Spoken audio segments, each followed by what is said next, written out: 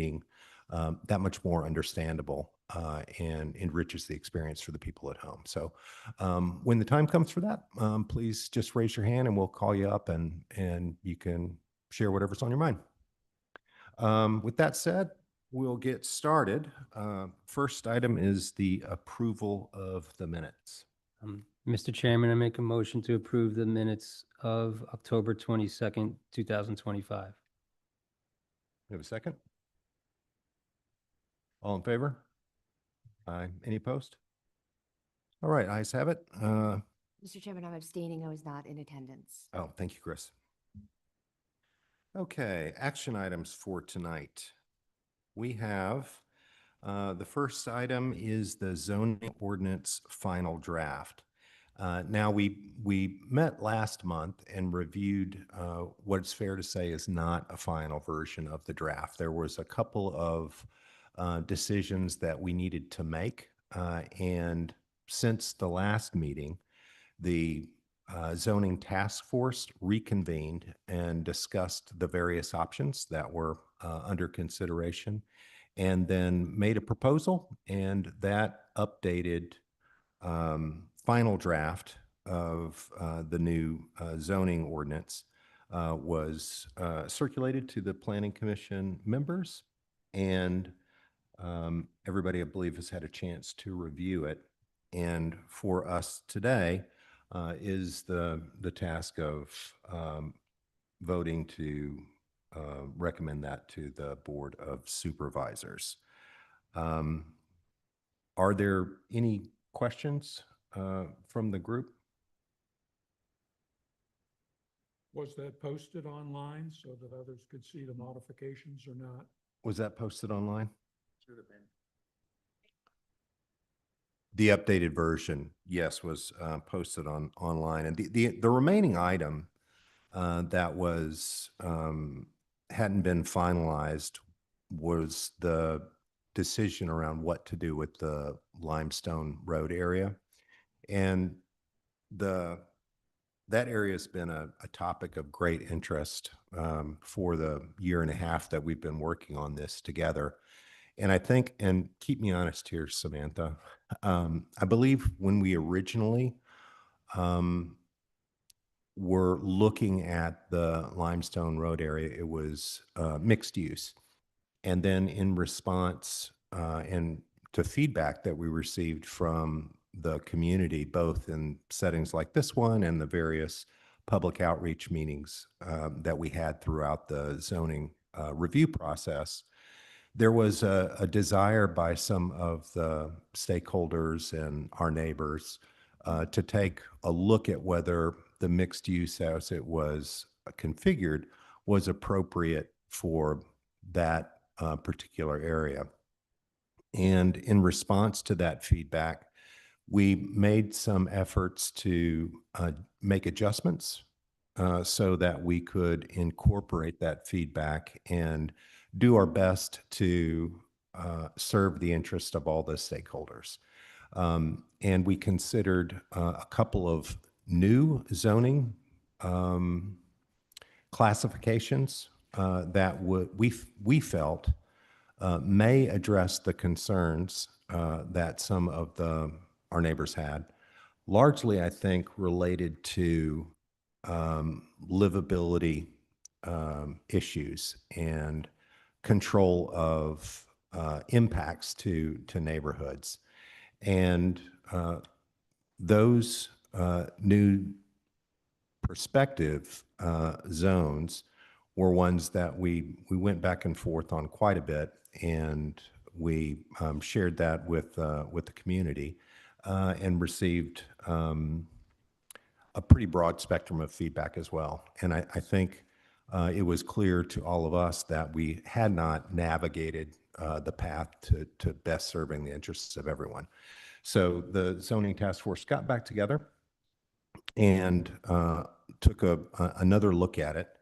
And the revised draft, for those of you who have not had an opportunity to review the current final draft online, was to reclassify the Limestone Road area save for a residential carve-out as mixed-use corridor. However, in the interest of desiring to serve the concerns of the neighbors who showed up throughout the process, some adjustments were made to the mixed-use zone in an effort to preserve peaceful neighborhoods. And there were 6 adjustments that were made for the entire mixed-use zone throughout the township. And all of those adjustments are on pages 119 through 122 of the new zoning ordinance. But I'll summarize them. The first was that general assemblies with a less than 10,000 GFA would be changed from permitted to special exception. Neighborhood assemblies greater than 10,000 GFA would be changed from permitted to conditional use. Stadium/arena would be changed from conditional use to non-permitted use. Firearms target range indoor would be changed from conditional use to special exception.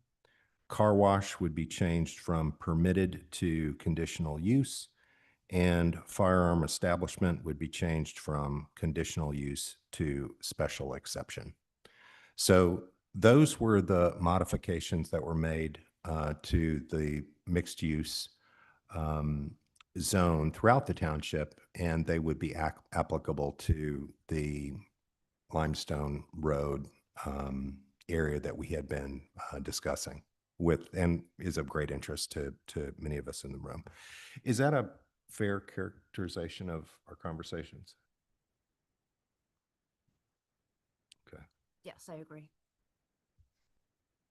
It may be a fair, what has been said before, but in the past, and I'm talking about a number of years, because I've been around here a few years, and it's always been considered that this township, there's 2 large developments in this township, Somerset Lake and Hartfeld.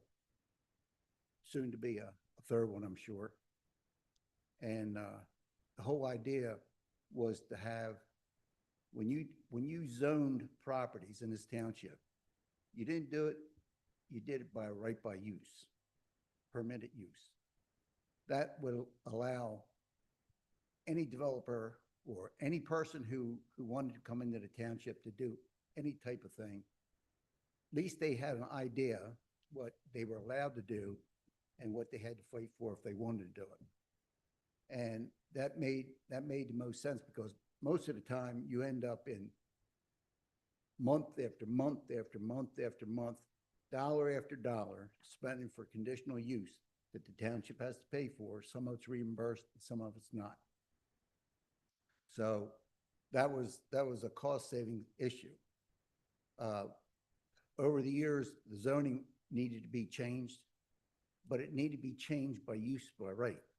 That would throw out all this other crap that, like, UDZ zone was a tough way to do things, because that's what they wanted. That was the part in the Keolan area. They wanted it that way because there was going to be a hotel, and there was going to be all these illustrious things that end up being a golf course and a restaurant, and that was kind of the end of it. The Keolan Mushroom went to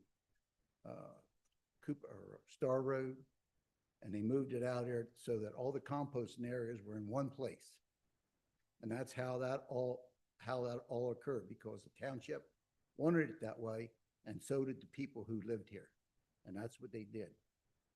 The part that was designed for commercial was where the shopping center was going to be. And years later, they went through months and months and months of conditional use hearings. 14 months was quite a lot just for that. They come up with 100 different items. I think they got it down to under 20, whatever it was. And, it was an approved plan. It was an approved plan for that, which was, majority of it was commercial. I would say like over 90% of it was commercial. Now we're talking about pushing 650 homes into that property down there. The Somerset, the St. Anthony's was bought because they didn't want to put residential use down there. That's why it was bought. They didn't want the houses down there. Now they're going to put 650 homes down there. That made no sense at all. I don't even know why the township even bought it, only to help St. Anthony's Church out because they had to unload it. They needed the money. So, you know, when you talked about rezoning here, it's really not much different than it was, other than the color is different and the name of that zoning is different. And it's probably boilerplate that came from 30 or 40 other townships that this lady's worked for over the years. Maybe not her, she's pretty young compared to me, but the fact of it is that there's a lot of these things on here that, you know, everybody knows it's the mushroom capital of the world. They call it Kennett Square. There's not a mushroom grower in Kennett Square that I'm aware of. But New Garden is where it all started, or where the main part of it is now, and it continues to grow. The smaller growers are losing because they can't afford to do it, and the bigger growers, you know, they just keep getting bigger because they can afford to do it. And it's not going to go away. It's going to stay here. And no matter how you change the zoning, if you got to get, certainly there's going to be houses built, but you can't make it a bedroom community. And I don't want to see that happen. I don't want to see the first house built. That's only me. That's only me. I know, you know, people, the property values today, what people have to pay for a home, you know, that's not going down. Everybody knows it. Talk about affordable housing. Well, all housing is affordable to the person who has the most money, no matter how you look at it. The people who can't afford to buy homes, that's the majority of the people. So, you know, where's this all going to go?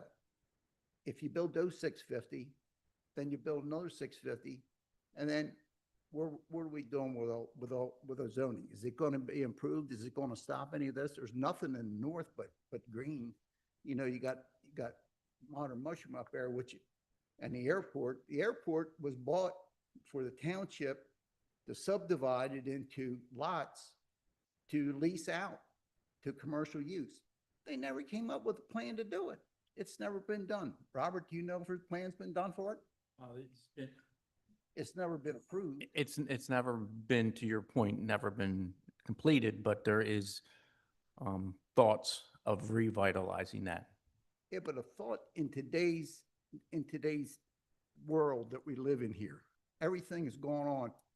It should be setting up there waiting to go, not think about, because when people come in and say, look, I want to put a business here. Well, it's going to take you 2 years to get your land development done. They don't want to wait 2 years to do that. The township has it in their fingers to do it, and they don't. Up there at Modern Mushroom, they had the greatest idea of a township with what was 1 million square feet of commercial space up there. The people in the township fought it. For what reason? That's the only thing that it gives you tax money. I don't want to put all this money into housing and depend on these people making enough money to pay the earned income tax and the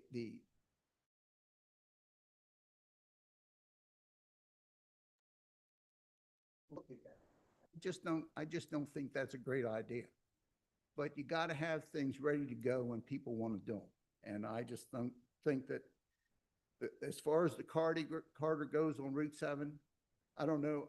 I really didn't see what color it changed to. What maybe you should explain that. I don't mean to take up so much time, but I just can't. No, your opinion is relevant and valued and respected. And, you know, this has been a very complicated exercise. And, you know, when there's a lot to unpack there. One of your observations was that it's pretty similar to the way that it was before, and that's fair. Our objective was never to play 52 pickup with zoning. Our objective was to bring our approach to zoning up to the state of the art so that how we do things with our zoning plan is consistent with how things are done across the county in the area, so that as commercial people or as developers consider our township, our zoning framework will be consistent with the prevailing best practice. That means some name changes, and some of those name changes may not seem to be significant, but our new zoning plan and our new zoning ordinance, we believe, is going to give us the best possible shot at attracting the kinds of development in the township that is good for the township and meets the needs of the people that live and work here. That was the objective. And there are lots of permissions. There's permitted, there's conditional, there's and that's part of what you have to do to have a modern zoning ordinance. Clearly, some things would be more difficult to do, and that's by design. And some things would be easier to do, and that's by design as well. It's our hope that the zoning task force put something together that would be good for our neighbors and would make the township an attractive place to do business and to do the things that we need, like building houses. Certainly, our 10-year plan doesn't indicate that we're going to need a huge number of houses, but it's a growing township and we're going to need some. And providing for the ability to have different kinds of houses for different needs is something that we worked really hard to include.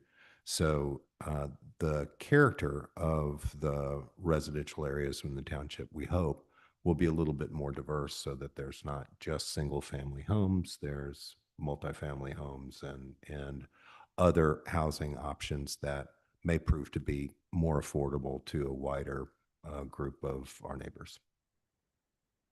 Do we have a map, Robert, that we can?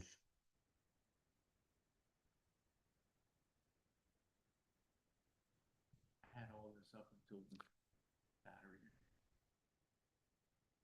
Yeah, there we go. If you scroll down a little bit, we can see. There you go. Now it's kind of hard to a little bit up a bit.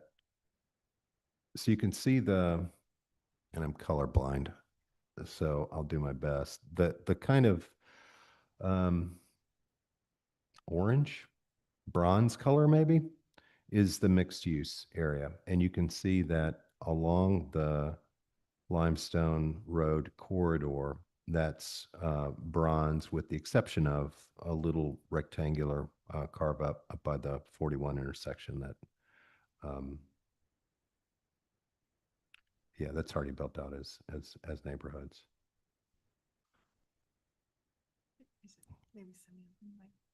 Samantha, would you, do you have anything to add? Is there? Okay.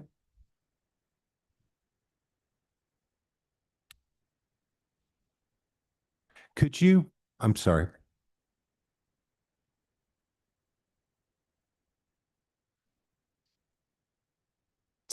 Hello, again, third time's a charm.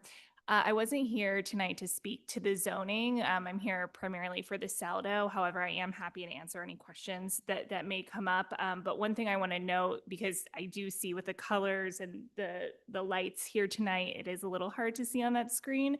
But on the website, there is a map where you can zoom in, and it's a slider map, so you can directly compare kind of the existing UD district with the mixed use corridor, what your existing is to the proposed. So that might just be a helpful tool for people. Thank you so much. Did that help, Bob? Yeah, I just thought, one thing Microphone, please. in the whole map, yeah, I'm sorry, go ahead. Hmm? Just lean into it, please. Thank you. I like a mic. I just don't think there's enough enterprise in this whole map. It seems to be very small. And I just don't think there's enough of it. If you scroll down, Robert, where's the, show the enterprise area. It's the purple, right? Yeah. Where's it all at? It's, Post Avondale. There's nothing on Route 7. There's nothing down. Route 7's a corridor that goes to Route 1 south. It's a 4-lane highway if it gets past Pennsylvania. And it stays that way all the way to Route 1 going south. You know, there's an interchange they just built for 301. You know, it's all where all the trucks come from Lancaster to go south. That's how they go. It just doesn't make a whole lot of sense to be able to build. You could take a developer, come in with enough money to buy the whole right side, the whole Lafferty property, and build 800 homes in there. When you got road frontage on a highway that's made for commercial use. It just is. It seems to me like it's just a waste of an opportunity. That's all. You're allowed to do mixed use. You're allowed to do all these other things, but you're also allowed to buy, or you're also allowed to build houses. And I don't think that you should be allowed to build a house on it. I think it should be open to commercial use only. That's how I feel about it. Now, the left side, I'm going to say the west side. The west side of it, I guess you would call it west, the smaller side towards Somerset Lake. It could be innovative or something like that. Or what did you change this to? it's mixed use. That could be mixed use, but that part of the Lafferty's goes into part of Kennett Township and goes into Delaware. They own property that continues in there. You know, it just seems like a huge waste of an opportunity here if it's changed to a mixed use. Because whoever wants to come in there and do those things, they can do it. That's all. Well, Just with one- mixed use, you can do commercial development. It's probably the zone that has the most flexibility.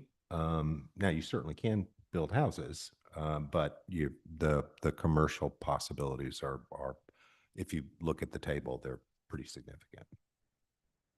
Yeah. Did The mo- did you happen to see the petition from the property owners along that corridor? I did say it. Yeah, and I talked to a few of them. Are there any other questions from the Planning Commission or reactions? Thank you to the task force. I know it's a really tough job that you guys went through, and you're not going to make everybody happy. But my main concern is on the Limestone Road corridor is the oversaturation of housing. With the JP Morgan Chase property, you know, possibly 600-700 homes. You have the Sheenan Road. How many is that, Robert?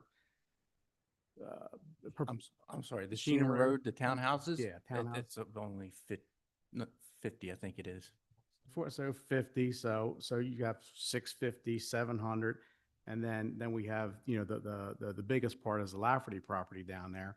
You know, if it ends up being, you know, heavy homes, you know, we could be talking 1,500 homes between those three properties, you know, without the opportunity of some commercial down there. And that's my biggest concern is it could be very easily really oversaturated with a bunch of housing. Thank you. Thank you, Phil. Any other questions, comments, reaction from the Planning Commission? Okay. Well, I think at this point, we'll open up the floor to the many people that are have joined us here today. I would just ask if you would like to share your thoughts, reactions. Please just raise your hand and then come up and make sure you speak into the microphone. Sir.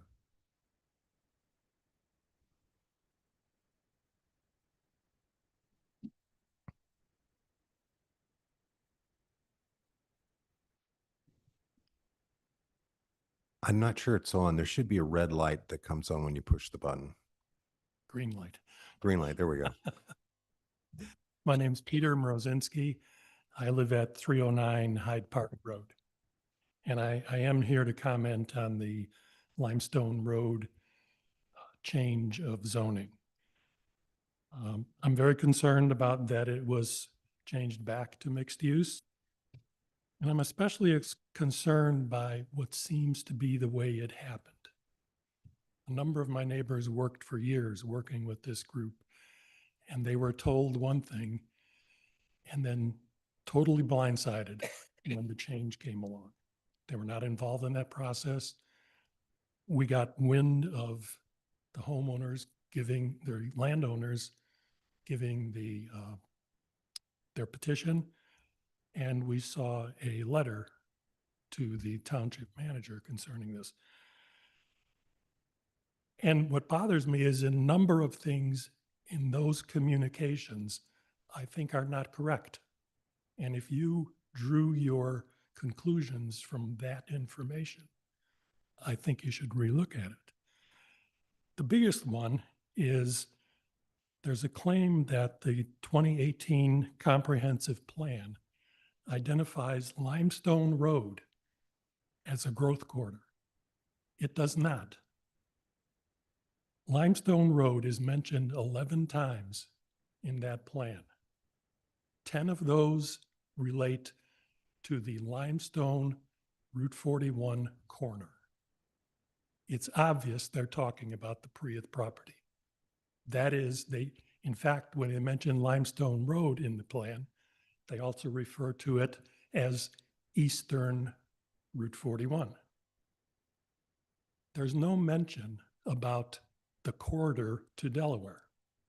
There's only one place in that plan where that entire corridor is talked about, and that's when it's defined as a maximum, I forget the word, arterial, which means it is there to push traffic through.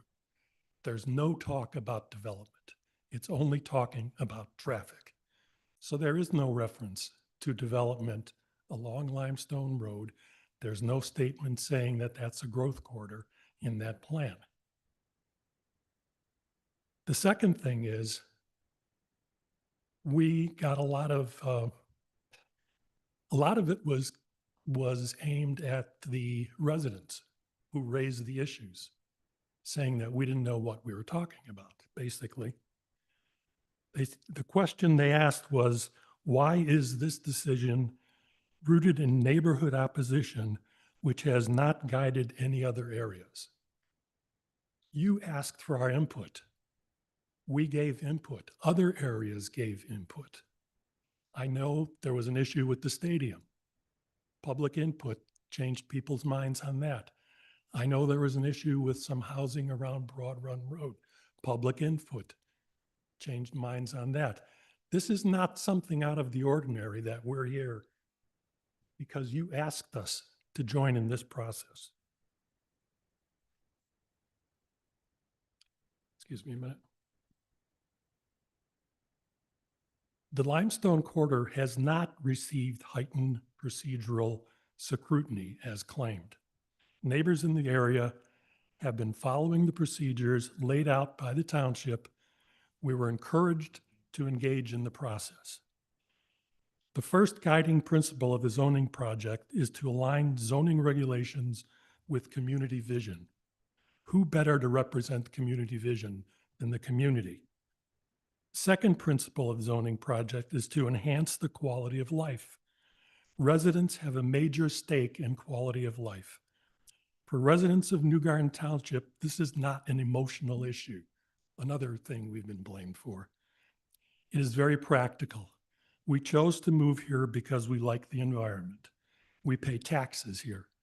We have a right to have a say in what happens in our community and what it looks like. My neighbors have worked tirelessly for over a year within the guidelines laid out by the township to interact with this group. Now this has been cast aside with no reasoning other than we decided to change our mind.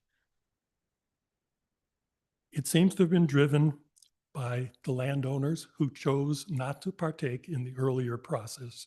They could have been involved a year and a half ago. If you're driven by a petition with a handful of signatures, I'll get you a petition in 2 days with hundreds of signatures. But that's not the way it should be done. This is not how the process should work. And I hate to say it, I really do, but it smells like a backdoor deal.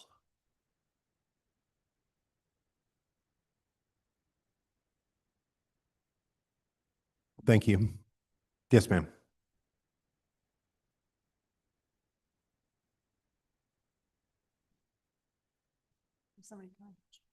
After the lady behind you.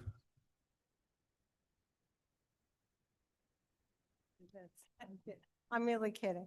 Hi, everybody. You all know me. My name is Clara Aiello. I live at 122 Harlow Point Court in Harlow Point, Landenberg.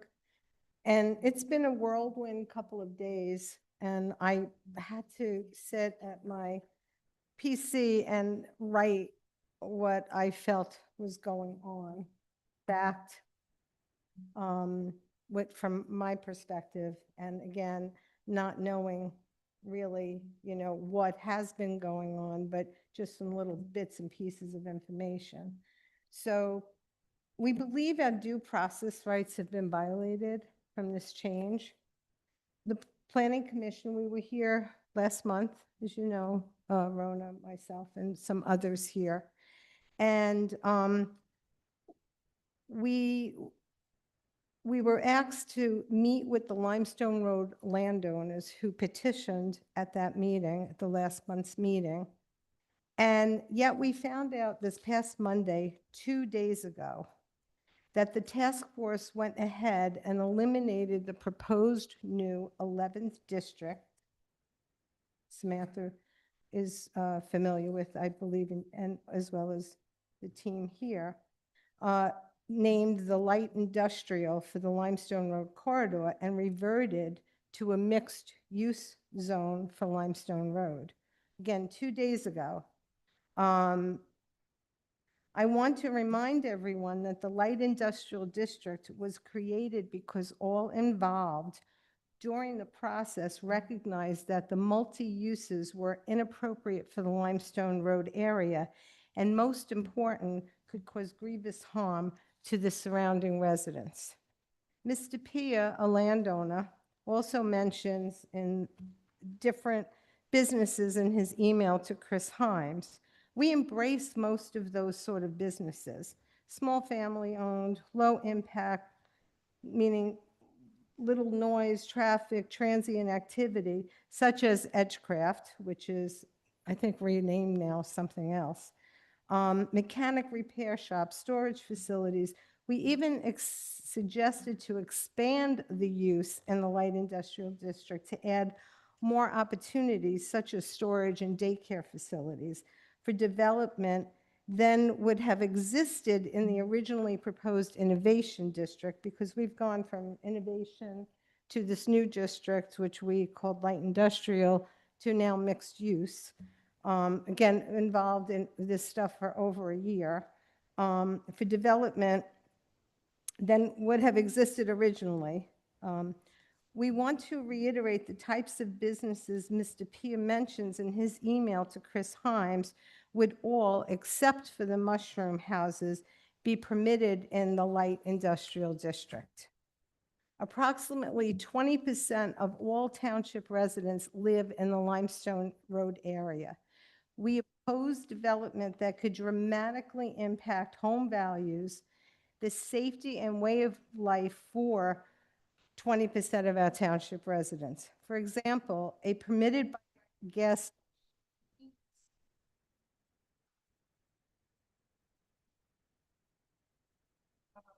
trucking terminal, corn shop, tattoo parlors, smoking and vape shops, animal board, large warehouses, drive-through, heavy industrial businesses. Thank you, et cetera, would dramatically impact us. Also, heavy industrial businesses, line item, are the opposite of our current zoning regulations, which permits light industrial businesses that do not generate heat, light, noise, dust, emissions, etc., beyond the confines of the structures themselves. Respectfully, we request that the Limestone Road corridor be changed back to light industrial district designation, which took many months and thoughtful consideration on all our parts to get to.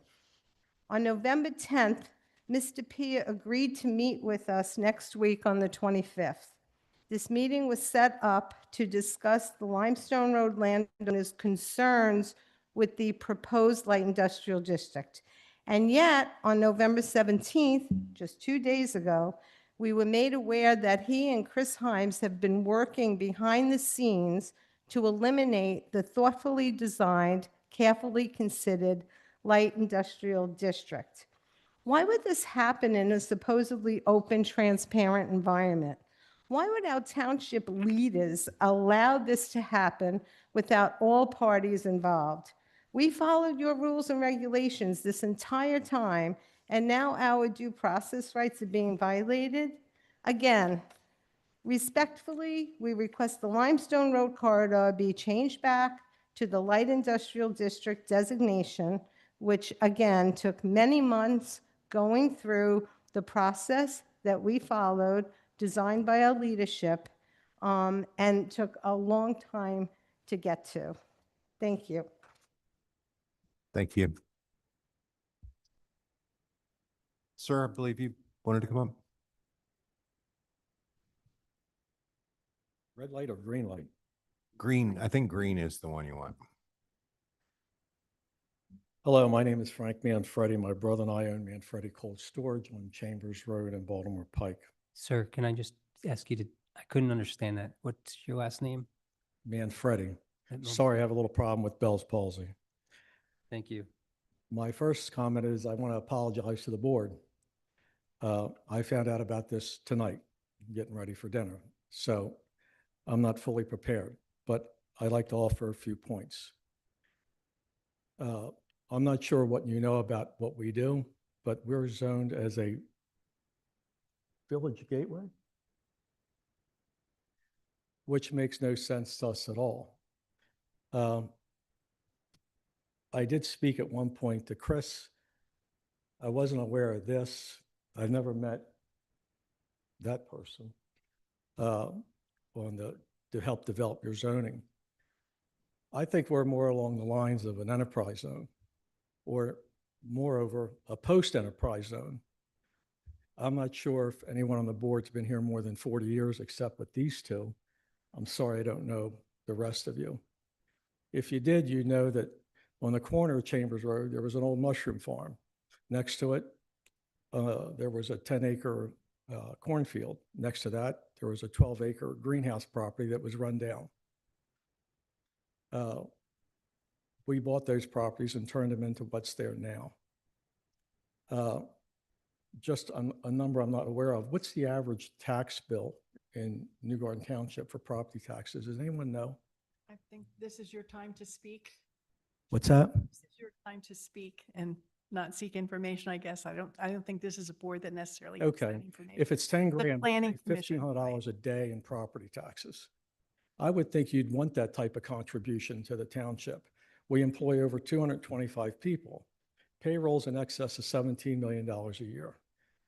This year, we've put $8 million into local communities.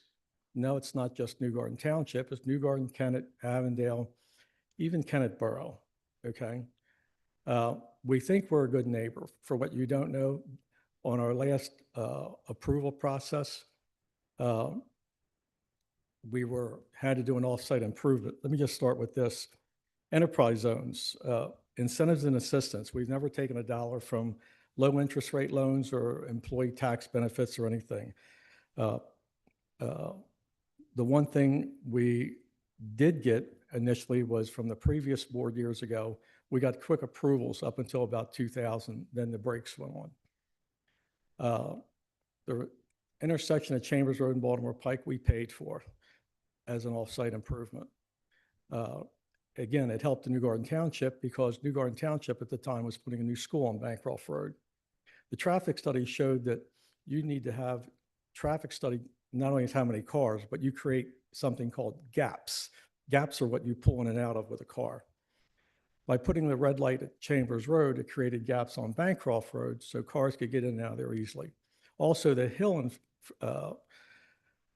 west of Bancroft Road had to be modified and lowered 6 feet. We gave our property and allowed all the utilities to go there free of charge. We also put 2 stormwater reliefs under the railroad tracks. We still pay for those. That stopped the flooding, or most of the flooding on Chambers Road, because now the water could get out to the other side of the tracks. Yeah, and you could probably say it's their problem. Well, it is. Also, at the same time,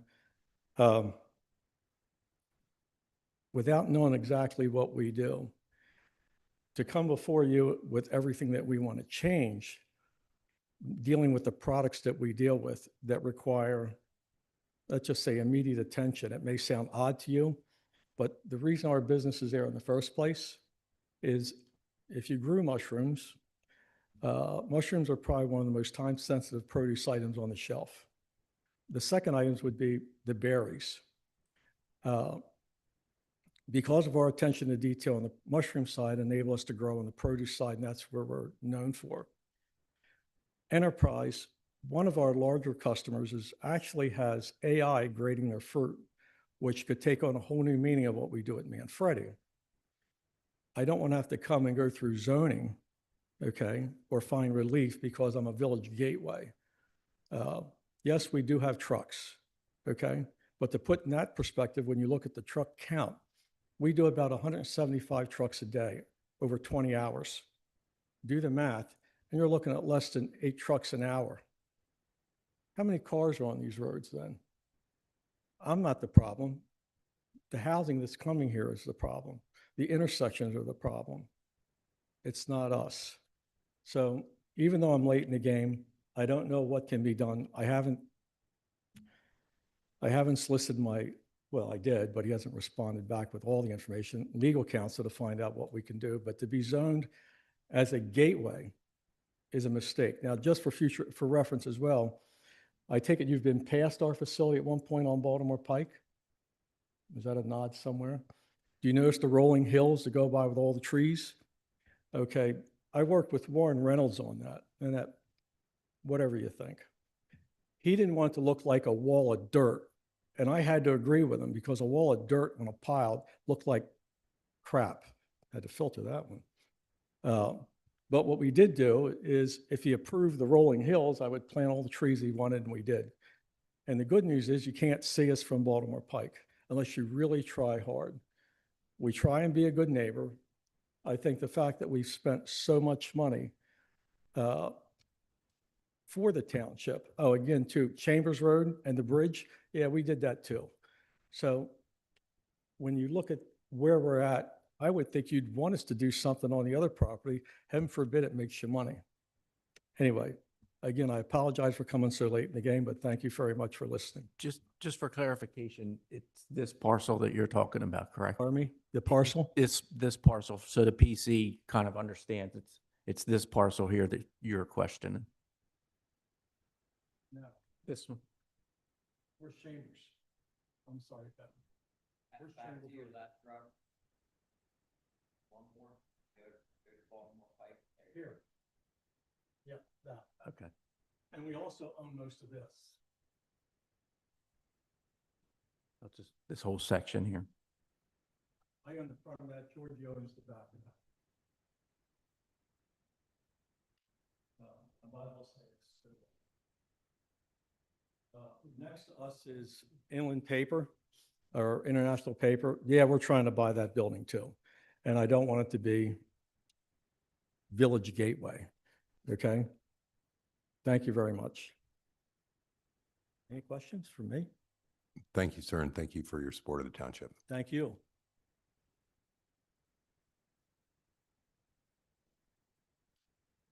Yes, ma'am.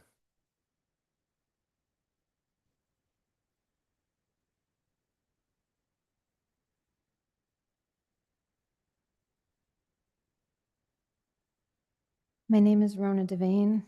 I'm here on behalf of the Estates of Harrogate. Before I make my comments, I would like to let you know that how things have unfolded since you requested that we meet with the landowners. So we had the meeting. We very quickly reached out to their attorney, as we were asked to do at the last Planning Commission meeting. We did this on October 23rd. On October 28th, we still had not heard from their attorney. I reached out, and he then sent an email saying, "Oh, I'll forward this to the landowners." Coincidentally, that is the date of the email from Mr. Pia to Chris Himes in response to whatever Chris was asking for. We don't know. He just said, "Here is the supporting stuff you asked for in the email." We asked back and forth about meeting times. We did not know what was going on behind the scenes. On 11/2, Mike Pia asked for meeting times. We gave him quite a few options. The homeowners responded that same day to say, here are the options. With his schedule, we were unable to come up with a meeting date until 11/25.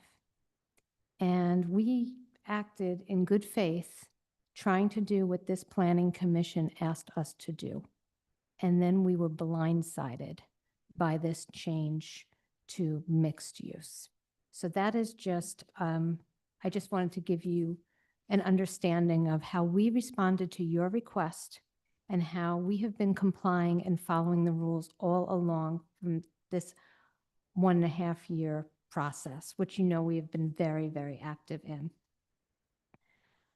We feel very strongly that our due process is being violated. We have followed the procedures, attended every meeting, spent many hours participating in the process over a period of 1.5 years. We have advocated transparently in an open public forum as designated by the process.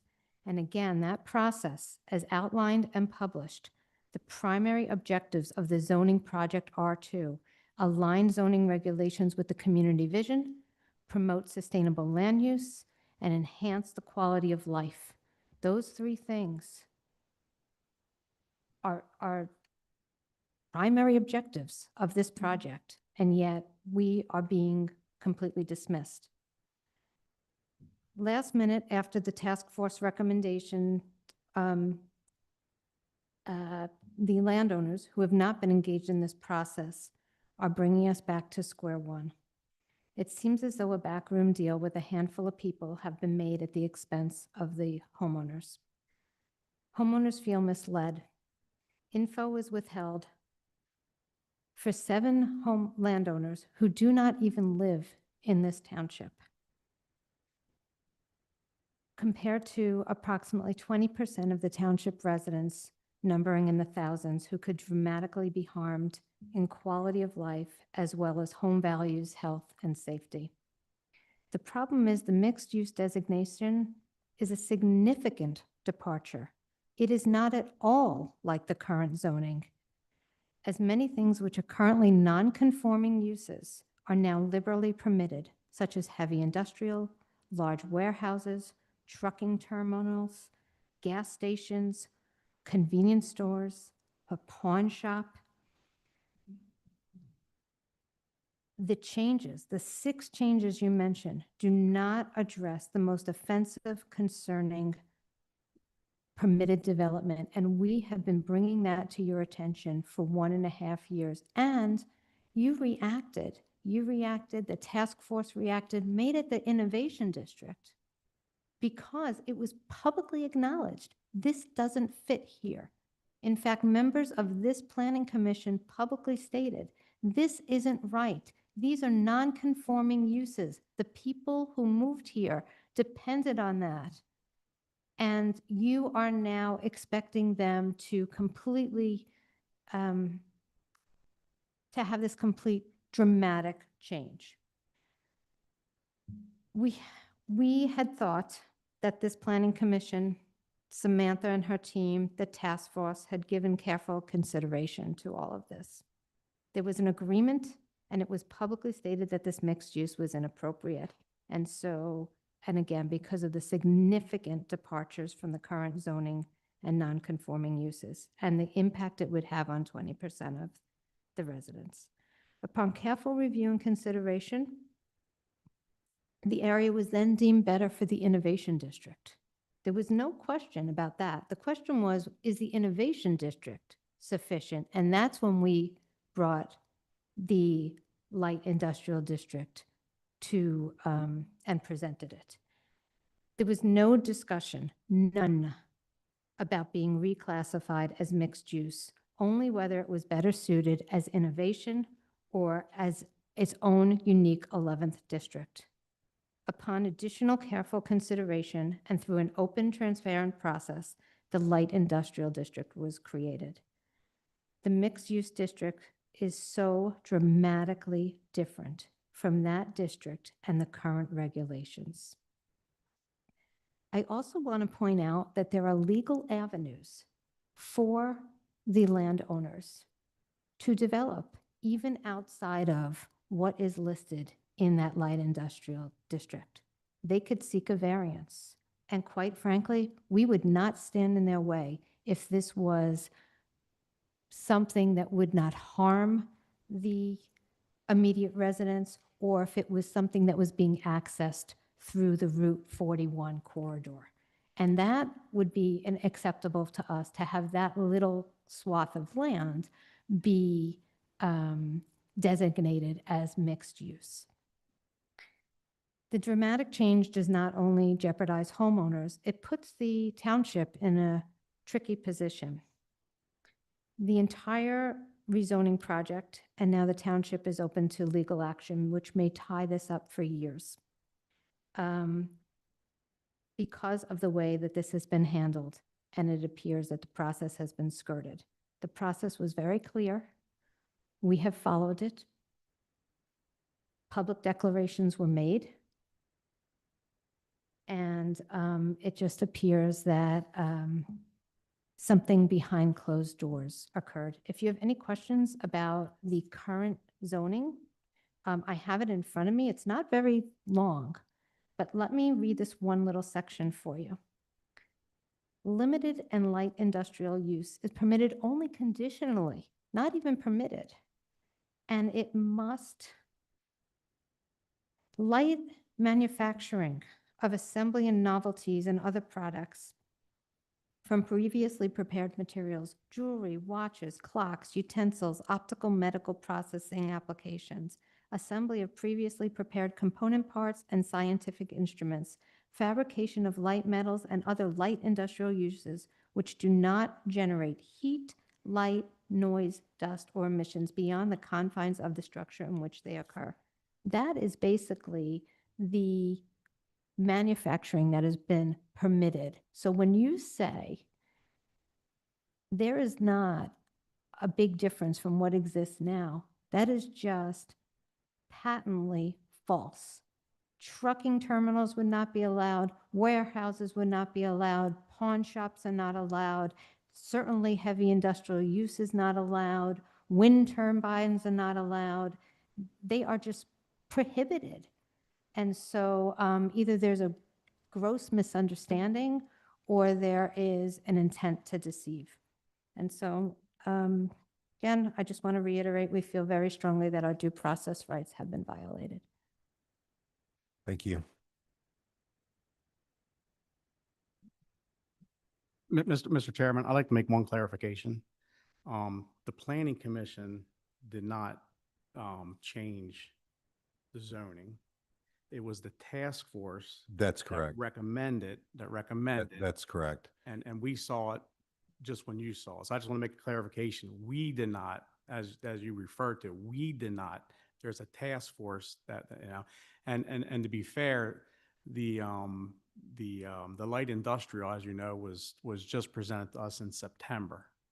So when the October meeting came, then the landowners responded to that. So through conversation, maybe we can get somewhere.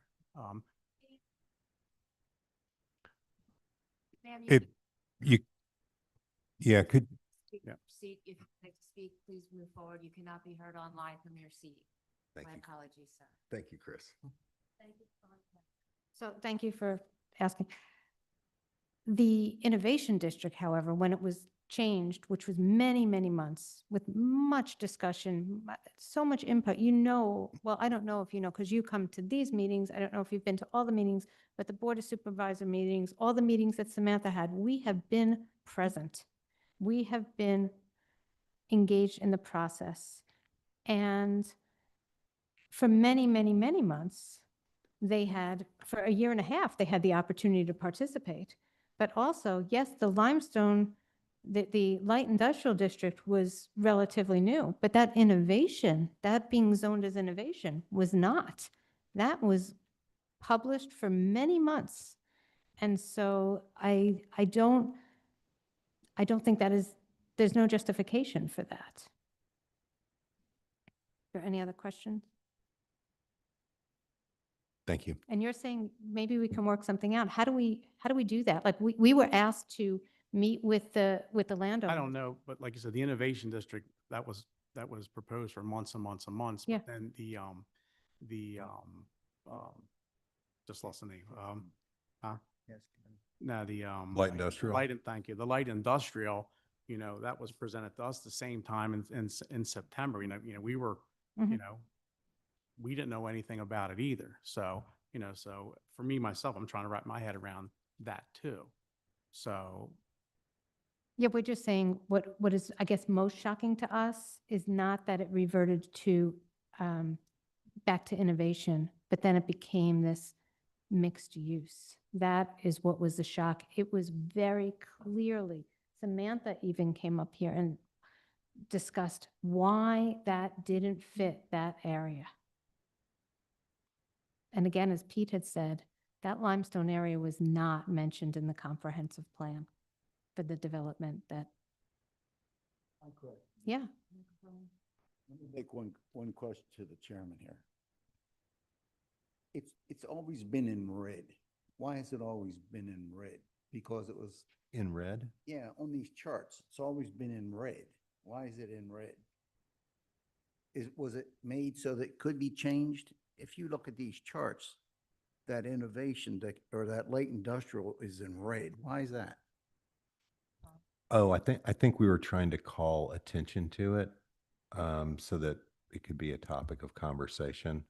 In our last meeting, that was a topic that at that time was unresolved, and we wanted to get some feedback. It was that Route 7 corridor though, right? That's right. So why did you do it? Tell me that again. So the zoning task force had a largely complete draft. There was only one outstanding question, which is what were we going to do or propose with the Limestone Road corridor? And there were a couple of different options that were before us. And we wanted to bring those options to the Planning Commission to seek some feedback. And I think the feedback that we received was, well, the zoning task force should really come back with a draft that is finalized. And- So that's what we did. And that's why last month we kind of tabled it That's right. for that reason. Tabled it. for and that forced reason. Us to meet with the landowners. Let me ask you a question. Yeah. You're talking about a lot of things here. Yep. You talked about, which one is it you prefer, the innovation or the light Well, industrial? the light industrial is the closest to what we have now with the conforming. That is our preference, for sure. Well, so do you think that the whole corridor should be light industrial? Or That is where Or do you, Yep.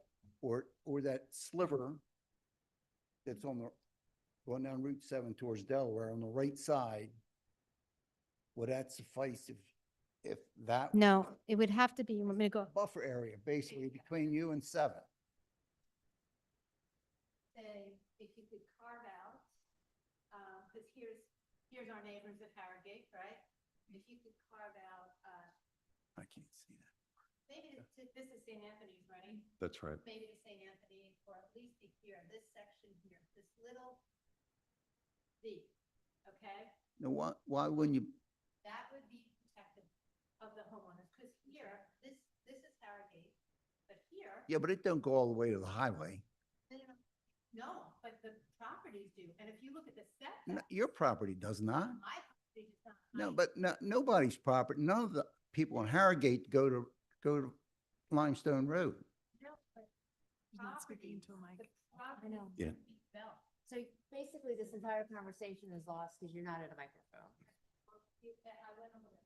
I The understand that. property, the properties that can be developed due back to Harrogate. And then you also have the properties that would be affected at Harlow Point there. And all of the properties, when you're talking about heavy industrial, trucking terminals, large warehouses, those, the noise, what is the concern, Chris? Just wondering why everyone's picking on trucking terminals this evening. I just particularly like them. So Well, they it's just- seem to be. And I'm a fan of trucking terminals too, but do they belong right next to a residential? No. They should be up in 41. That's where they belong. And there is on Limestone, there is a way to access them through Route 41. We don't, so if that's what you're asking, is there a way to carve out an area? I believe there is. No, but you're carving out an area on both sides of the highway. That's not even reasonable. Well, I think, You're not on the other side of the highway. no, On the other okay, side. what I'm saying is you asked that area. I'm saying the other side of Southwood Road. That's what I was trying to point at, where Harlow Point would be, they would be the most impacted, actually. If you threw a gas station there with lights or, Let me tell you something. There was already a convenience store approved for that corner, the line what is that, Southwood Road? There was an approval made years ago to put a convenience store in that corner. The only reason it was never put there, because somebody was on the board of supervisors, didn't want to have gas pumps. We're not going to put a convenience store without a gas pump, and that's why it's never got built. But it was approved years and years ago, and. without the gas station. And that's the concern is the gas station. It wasn't supposed to be a gas station. You have to stop calling out. If there are people watching this who cannot hear you, going to say something, and I don't know that 3 people at a time at the podium is a good idea. Let's take our turns. You've had quite a period of time. Maybe these people have some other things to add. Not trying to cut you off, I'm just saying. Yeah. And I'm not trying to cut off the member of the planning commission either. That's Right, so we're just talking about how would noise, the things that are currently prohibited, how would that affect those homes? So if you could carve out an area that could affect those homes on that side of Limestone, that would be much more reasonable and palatable. Thank you. Mr. Chairman, I recommend that we recommend that this go back to the zoning committee and that they invite interested people to go through the discussion again. I don't think we're going to move. Yes. Well, I don't want to give short shrift to the community feedback. There's a lot of people there. No, I don't think we would. Would invite them back specifically to the zoning task force to listen to them and make a decision again. I don't think we're going to move forward here. I certainly can't recommend that this go to the next level for the supervisors. His point is well taken. Not everybody has had an opportunity to speak. Well, No, he did not make a motion. He suggested he did not make a motion. He did not. Excuse me, sir. Excuse me, sir. He did not. He did not make a motion.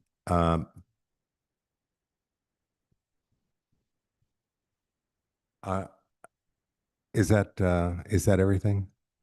Well, it's everything except for, like, what Don is saying is kind of what you were saying. Please get together with the other stakeholders, and we were not given that opportunity. In fact, it seems like we were, You could have both parties. The community misled, and and this Harrogate, happened behind the scenes, you know? business people along the corridor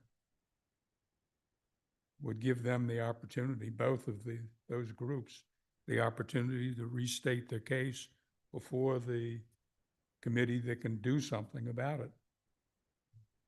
Thank you for that. Thank you, Don. Is there anyone else? Please, sir. Mike, I'll get you next.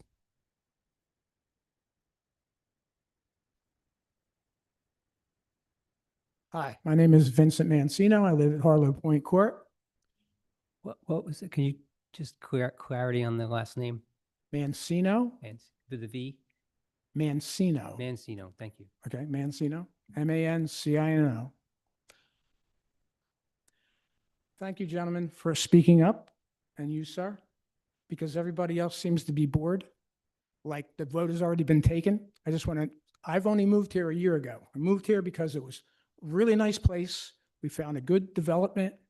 And in your own words, you think that this is the best practice for this whole area because you're looking long-term. But the people are right. The people have brought the petitions to this board for over a year. I've been to every one. If you want me to read all the way back, I can quote everybody, but nobody else speaks except for you. Sometimes the attorney, but you all look disinterested, except for these two gentlemen right here. Thank you, Mr. Peroni. But I just want to reiterate all the other people's concerns because the property value of my home will go down. You put 650 homes, that's irregardless of the industrial part of this whole situation. But 650 homes in an area that's small will definitely impact me and everybody around us. Sir, may I just ask you a question? Are you talking about the new development at White Clay? Yes, the whole. That's under the old ordinance. well, That has nothing okay, to do well, with you- this ordinance at all, not at all. It's the Okay. old ordinance. Well, Just to then, be clear. So it just doesn't be- really have an just impact be on this one. Mindful of the people's concern at the Harlow Point Court because the Limestone Road is a very busy road. A lot of trucks come down Limestone, a lot of trucks. And I can't even imagine doubling that, even a third of that in proportion to what it looks like now. So that concern, if you're talking about the people's concern and better life, quality of life, that will definitely not increase the quality of our life or anybody who lives around there. So please, when you take a vote, or hopefully you will, postpone your vote because I think the people want you to. I think you should be obliged to. Thank you very much. Thank you.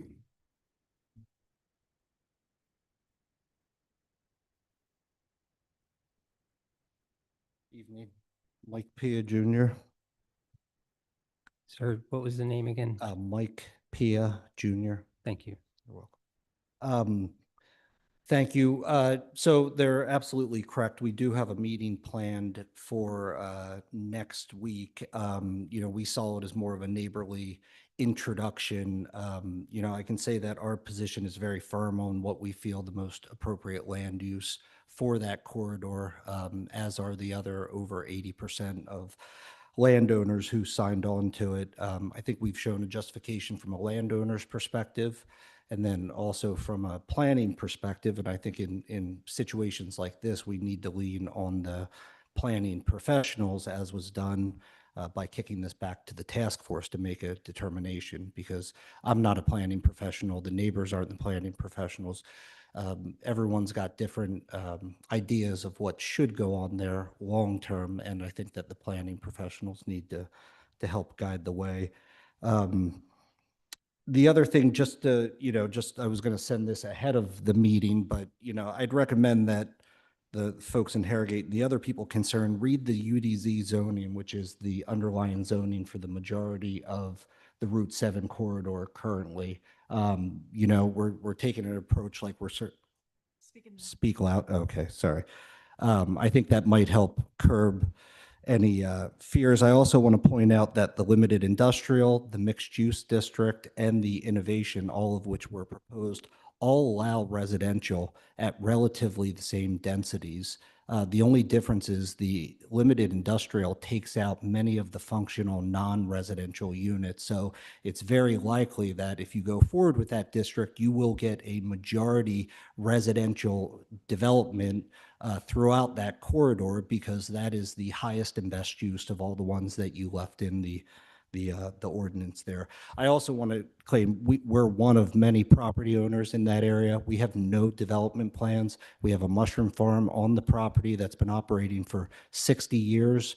We have no active development plans. We're looking to preserve existing property values for the legacy landowners who've owned land here, in some cases, 80 or 100 years before your communities were built.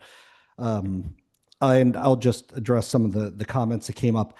I disagree, and maybe it's a matter of interpretation, but I do feel that Route 7 was identified as a growth area in the comprehensive plan. I think the Michael Baker memo picked up an iteration of that. And I think by virtue of all of your high-density housing developments having been built there in the early 2000s, there's a precedent that at one time that was identified as a growth corridor, whether or not it's explicitly stated. On the heightened regulation matter, there's a incredibly disproportionate amount of conditional use and special exceptions and functional viable uses that were restricted from the in the limited industrial ordinance, which calls me to make that point. The only conversation I had with the township manager was 5 minutes before I sent them the email to warn him that it was coming, so he wasn't blindsided. I resent the fact that the integrity is being called into question, or that there's any sort of back dealings. We learned that this was going to be an actual ordinance, not just a concept, at the October meeting, and we reacted accordingly as landowners who want to preserve their property value. So that's all I have. We are looking forward to the conversation. I'm not expecting that our position is going to change in any way on what the most appropriate land use is. And like I said, I think that we need to rely on planning professionals for it. Thank you. Thank you. Anyone else?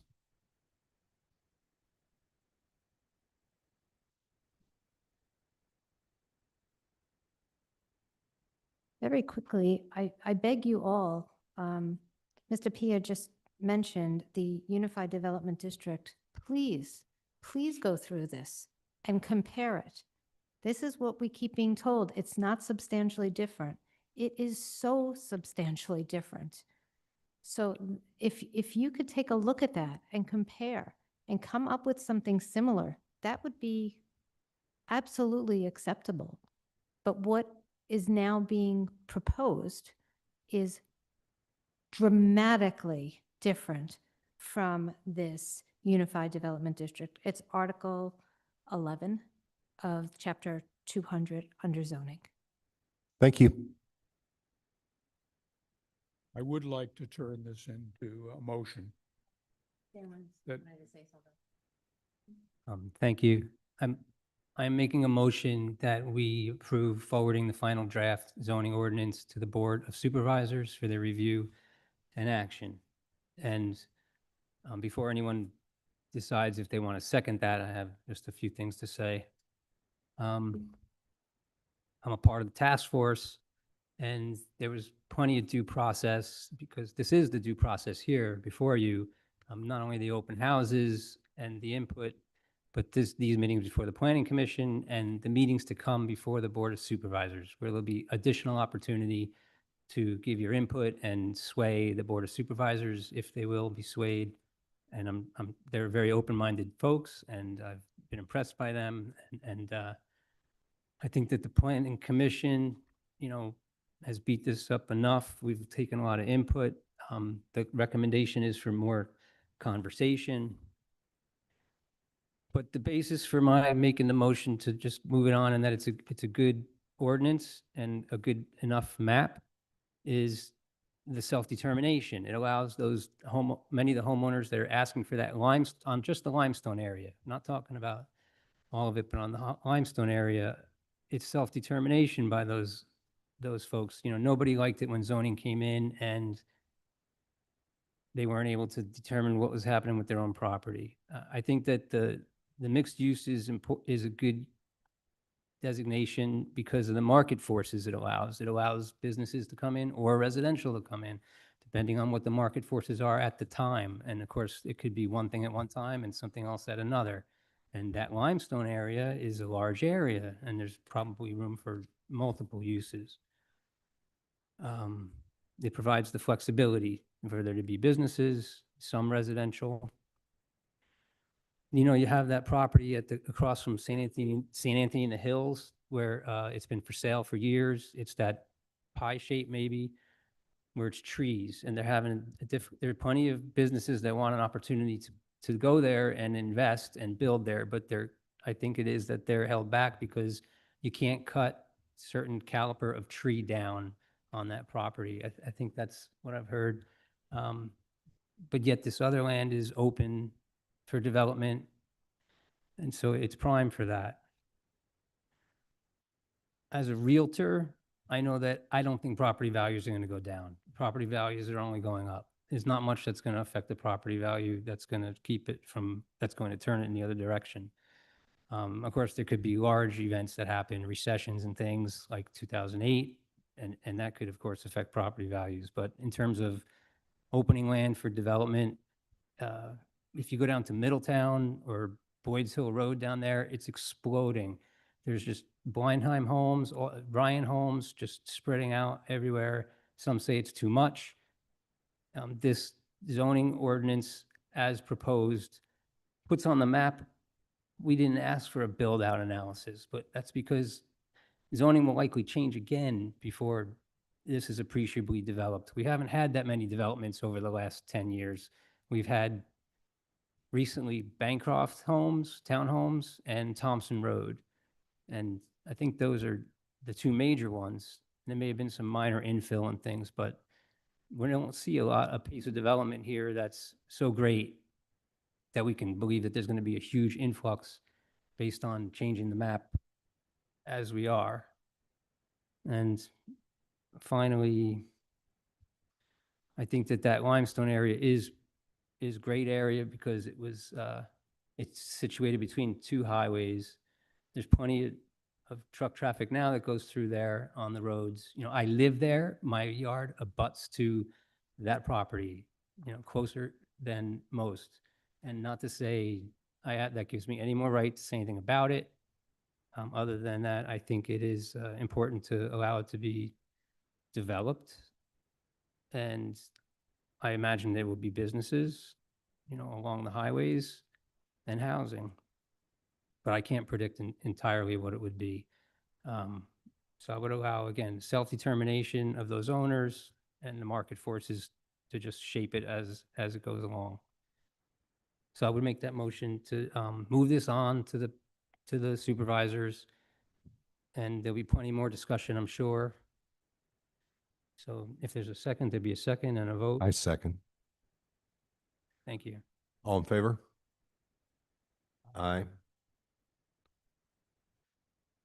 Opposed? Opposed.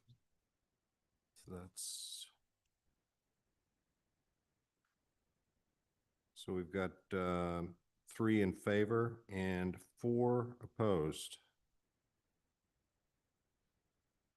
I'm sorry? They Oh. should identify themselves by name and their vote. Or roll call? Yes. Roll call. Stanton in favor? Hazelwood in favor. McLennan in favor. I'm opposed. Bob Parati opposed. D'Amico opposed. Morgan opposed. The nays have it. I would like to make a motion with consistency with what I said earlier, that we bring it back to the zoning committee and that the zoning committee invite the interested parties to discuss a solution at a separate meeting just for that purpose. Any seconds? Or a second? I'll second that. All in favor? Any opposed? The ayes have it. That's, thank you, Don. That's what we'll do. Just for clarification, that's the task force only. Correct? The zoning task force. That's the zoning task force only, similar to what you did this past month. Yes. And the meeting is publicly advertised.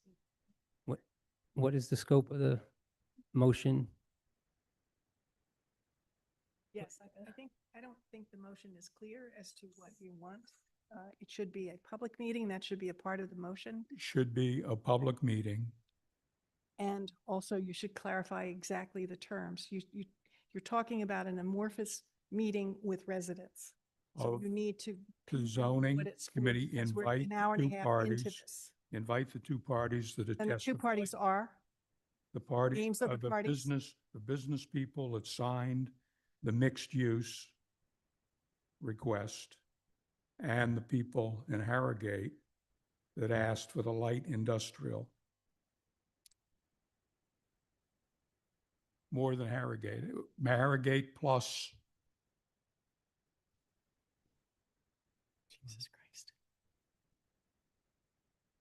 So what your motion is, if I can be clear, no, ma'am, they're transaction. They're I'm transacting. asking her for the, He just motioned for me to come here. Thank you very much. what groups? It is the people along that Southwood Road, so that is Harlow Point, Estates of Harrogate, which is also considered Harrogate South, Harrogate, and Somerset. And I would expect you to be the person that would carry that information to those people. So the motion is to bring it back to the zoning committee, You mean the task force? task force, Okay. sorry. And to schedule a meeting, to invite the interested parties, those that signed the mixed use request, and those that supported the industrial, the light industrial. I think, sir, public meetings have to be public meetings. So I think the notice has to simply contain what the topic is, and the people can come if they want to, Yes. right? So And can we any just other- amend it? Any other purpose? interested party. Well, Right, public the- is the interested party. So what we're really talking about is you're moving to advertise a meeting of the task force for the purpose of discussing the mixed-use development. Is that it? And then anybody who wants to come can. We cannot set out certain areas of the That citizens. would be to come. fine. I honor your Okay, approach. all right. So Whatever anybody is, can come. whatever is legal, Winnie. I'm not a lawyer. Okay. Public meeting for that purpose Yes. of the task force. If Got you it. have to advertise it, then by all means. Yes. Okay. May I ask for a legal clarification? If that is the case, are we then asking for all interested parties regardless of what portion of the township they are from? For instance, does this now open the rest of the map up? This is just, his motion is to have a meeting. The meeting, you're talking about due process. The meeting cannot just be, some folks in the township can come to this meeting, but not everyone.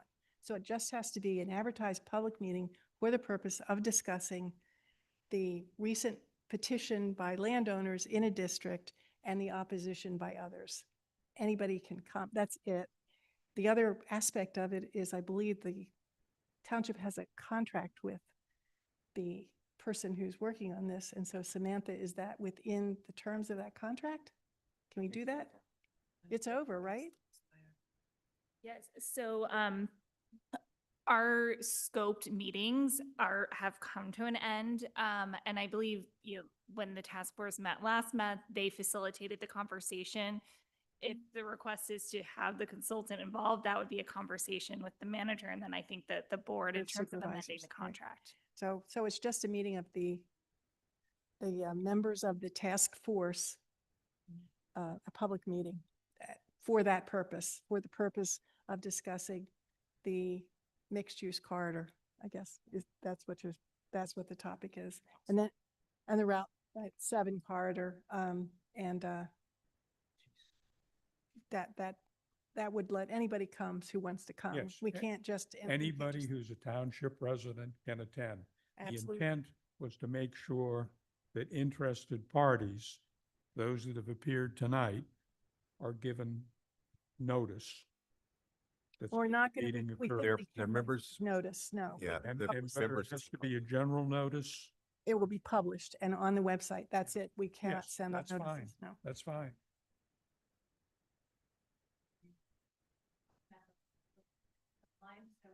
Ma'am, Well- they're deliberating. It's his motion. He really has to make it. Yes. Right, this portion of the procedure is not subject to public input. Yes. Thank you. Okay. So if I, What do you want the notice to Yes. say, sir? The specific, what was light industrial and proposed to be mixed use Okay. in the last iteration. So a special meeting for the purpose of discussing the modification of the zoning. That map from and light only industrial. that. Okay.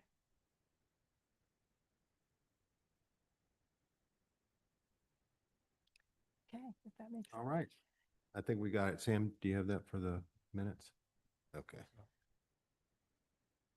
They're deliberating, sir. You don't interfere with their deliberation. so that, just to make sure I understand then, all other areas of the map will not be discussed at this special meeting. It's limited to that. It is yes. purely limited to that. Yeah. And then after that, it will come back here. The task force will make a recommendation, which will be presented back to a future planning commission. Yep. And then we will discuss, obviously, open and share public comments. We will be then taking the next step, depending on if it's yay, nay, forward, back, and then it will be then passed forward to the Board of Supervisors. Yes, Thank you. on the vote, on the positive. And I'm not sure. whether Assuming anybody- that the positive recommendation Yeah, to right. push forward. Yes, I'm not sure whether anyone seconded and voted have on it. I just- exactly just- that it motion. would go back Right, to this board yes. as a subsequent, if a decision, assuming a decision is made, of course. Okay. Is that clear to everyone what the motion is? It's really just to hold us, Yeah. to authorize the task force to hold a special meeting on the issue of that area of the map change, right? Sorry, I thought it was that. What you were saying about the notices, it will be published on the website, but you said an email cannot go out. Well, you can't, they're talking about due process. I'm just Well, the talking about citizens- an email, because emails go out about every meeting currently.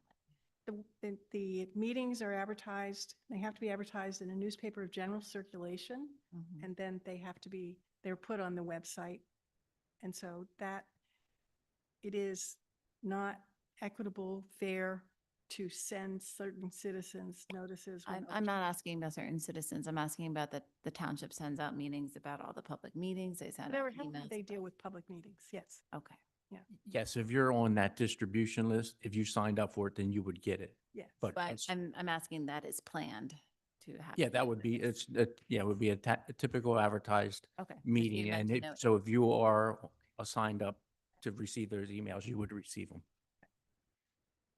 Got that? Okay. I got one question before we move on. I got it. My question is that obviously it was brought before this planning commission tonight to make a decision to move it on to the board of supervisors. Yep. Mr. Manfredi made a valid speech here tonight about his property and how it ended up in a village. Village whatever that- Gateway. Carter. Village Gateway. Gateway, yeah.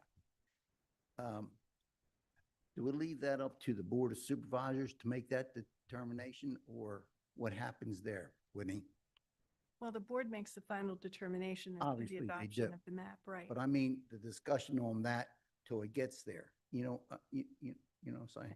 So if the planning commission tonight had voted to pass this on to the Board of Supervisors, they would review it and then send it to the County Planning Commission, hold a hearing based upon it in its present condition. Since they have not done that, you have not done that, it'll go back to the task force for that very narrow issue on the map and the uses in that area. Are you saying you want to add that?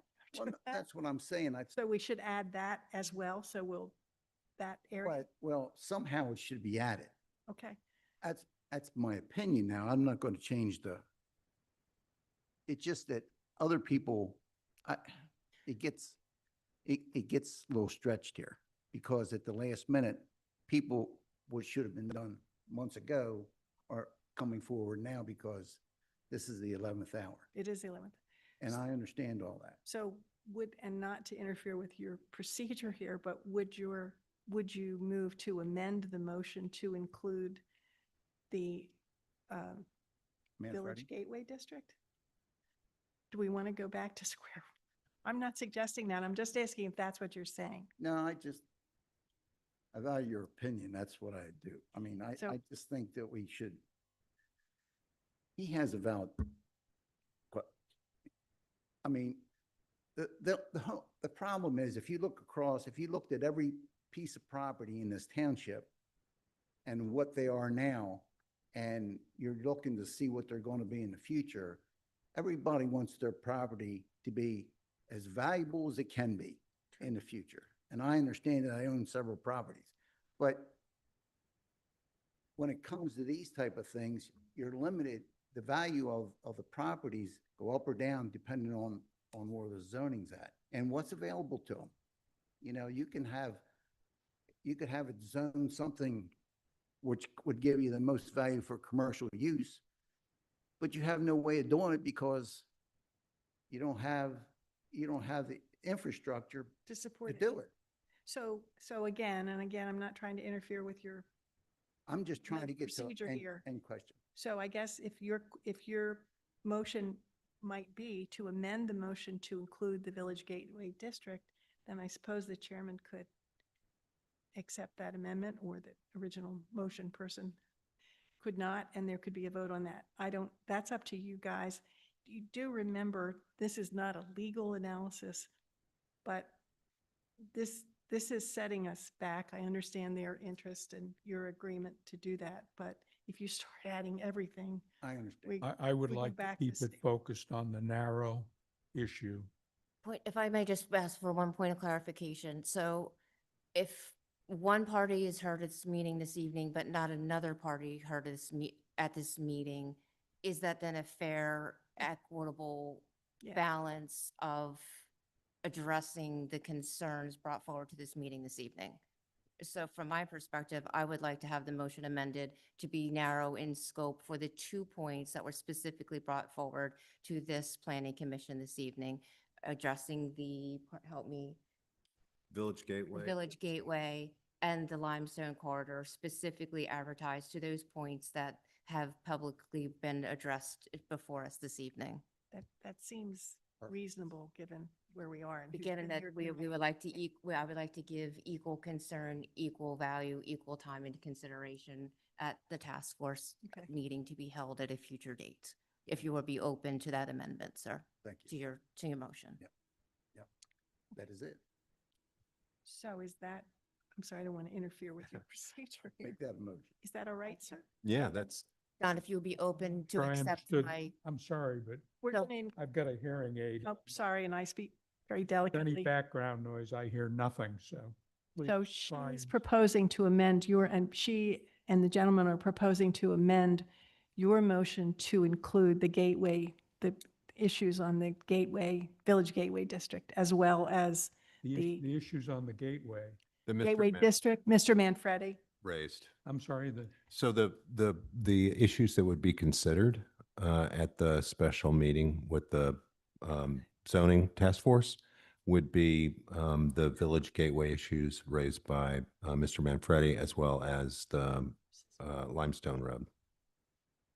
no, I don't agree to that amendment. You can offer that as a separate issue, but I think we ought to focus on the issue and not reopen other issues. Other issues have been approved. The zoning was complete in everybody's view on the task force, with the exception of this light industrial. And we had a ad hoc meeting to take care of that. We should have another ad hoc meeting to eliminate the issue and make a final decision. Let's not reopen the rest of the zoning. Otherwise, if we're going to reopen that, why not reopen every other thing, including the Laurel Valley request that we consider industrial south of Star Road, other things that weren't settled in the minds of those who opposed it. We have voted.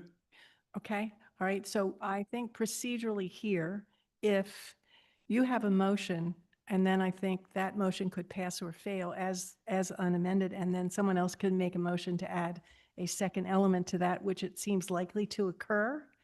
And remember, there are a lot of folks throwing around due process tonight, and if you cut out Mr. Manfredi, is that fair? Because he came to the meeting and raised the issue of his Then property in the village gateway. let that be a separate proposal, independent. So you're saying you won't agree to an amendment of your motion? No, I don't want to amend the motion. Understood, understood, I understood. suggest someone else make a motion to have a second meeting. No, not a So- second meeting, one meeting, one meeting. You don't need So a let's, meeting. let's deal with the, with this motion before us. Is, will anyone second Don's motion? The first motion? Yeah, the original. Yeah, I'll second that. All in favor? Opposed? Yeah. So, no, it's a little, it's a, so the first motion, is the motion from Don to hold a, public meeting exclusively to address concerns with the limestone corridor. And that was the motion before us. Yes. Yeah. I thought I voted on that. Sam, did we vote on that We earlier? didn't vote on it. We didn't get that far because I asked for a point of clarification before the vote was called for. So I interrupted before the vote was called for. Okay. All in favor? We got a motion. You seconded it. I did not check. I did not. No? Oh, the first time? first The time. first time I did. Yeah. Yes. Without amendment, so that's available for vote. Without amendment. So all in favor? Aye. Aye. Okay. I move that we amend the purpose of that public meeting to expand it to include a discussion of the Village Gateway to address issues that were raised by Mr. Manfredi. I'll second it. All in favor? Aye. Aye. Any opposed? Aye. Opposed. The ayes have it. So we will have a public meeting with the zoning task force with the purpose of discussing the Limestone Road zoning as well as Village Gateway. Now, the question is, if anybody else comes forward, we will do the same thing. We will continue to look at advertising again and have. You can keep on doing this forever if people Yes. keep showing up and you're not satisfied with your ordinance. This night was advertised, everyone understood what was happening, and these are the folks who showed up. So my advice to you would be, this is it. They came, they were heard, you acted, and then you're done, because this is already a year and a half old. And I think, speaking of due process, this was advertised, it's publicized, we haven't gotten any comments, so I think you're done. This should be it. It has to end someday. Yes. I That's would fine. just add one other thing in there, since the contract with Michael Baker has concluded, this is going to have to go back to the Board of Supervisors if it continues for their approval to reinvest in the planning professionals. Sure.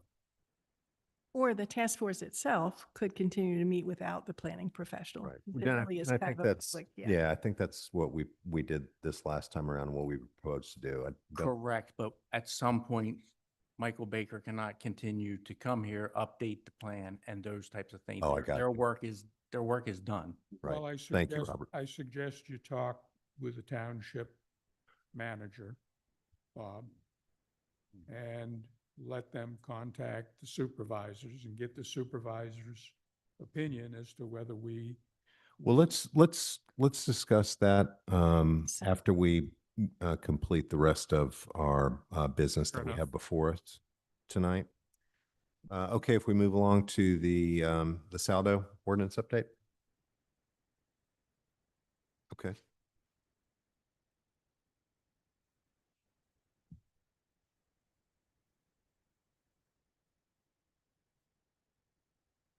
Thank you for your patience, Oh, Samantha. of course. So there is a slide deck. No worries.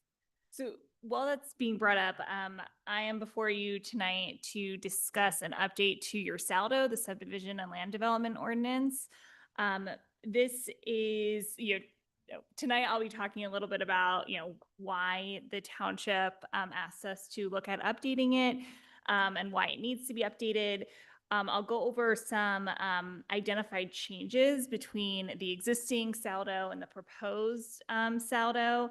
And then we'd like to have a little bit of a discussion, and I know it's late, so apologies, on a couple of the more notable changes that we are discussing with township staff, and then talk a little bit about the adoption process and what to expect in terms of next steps.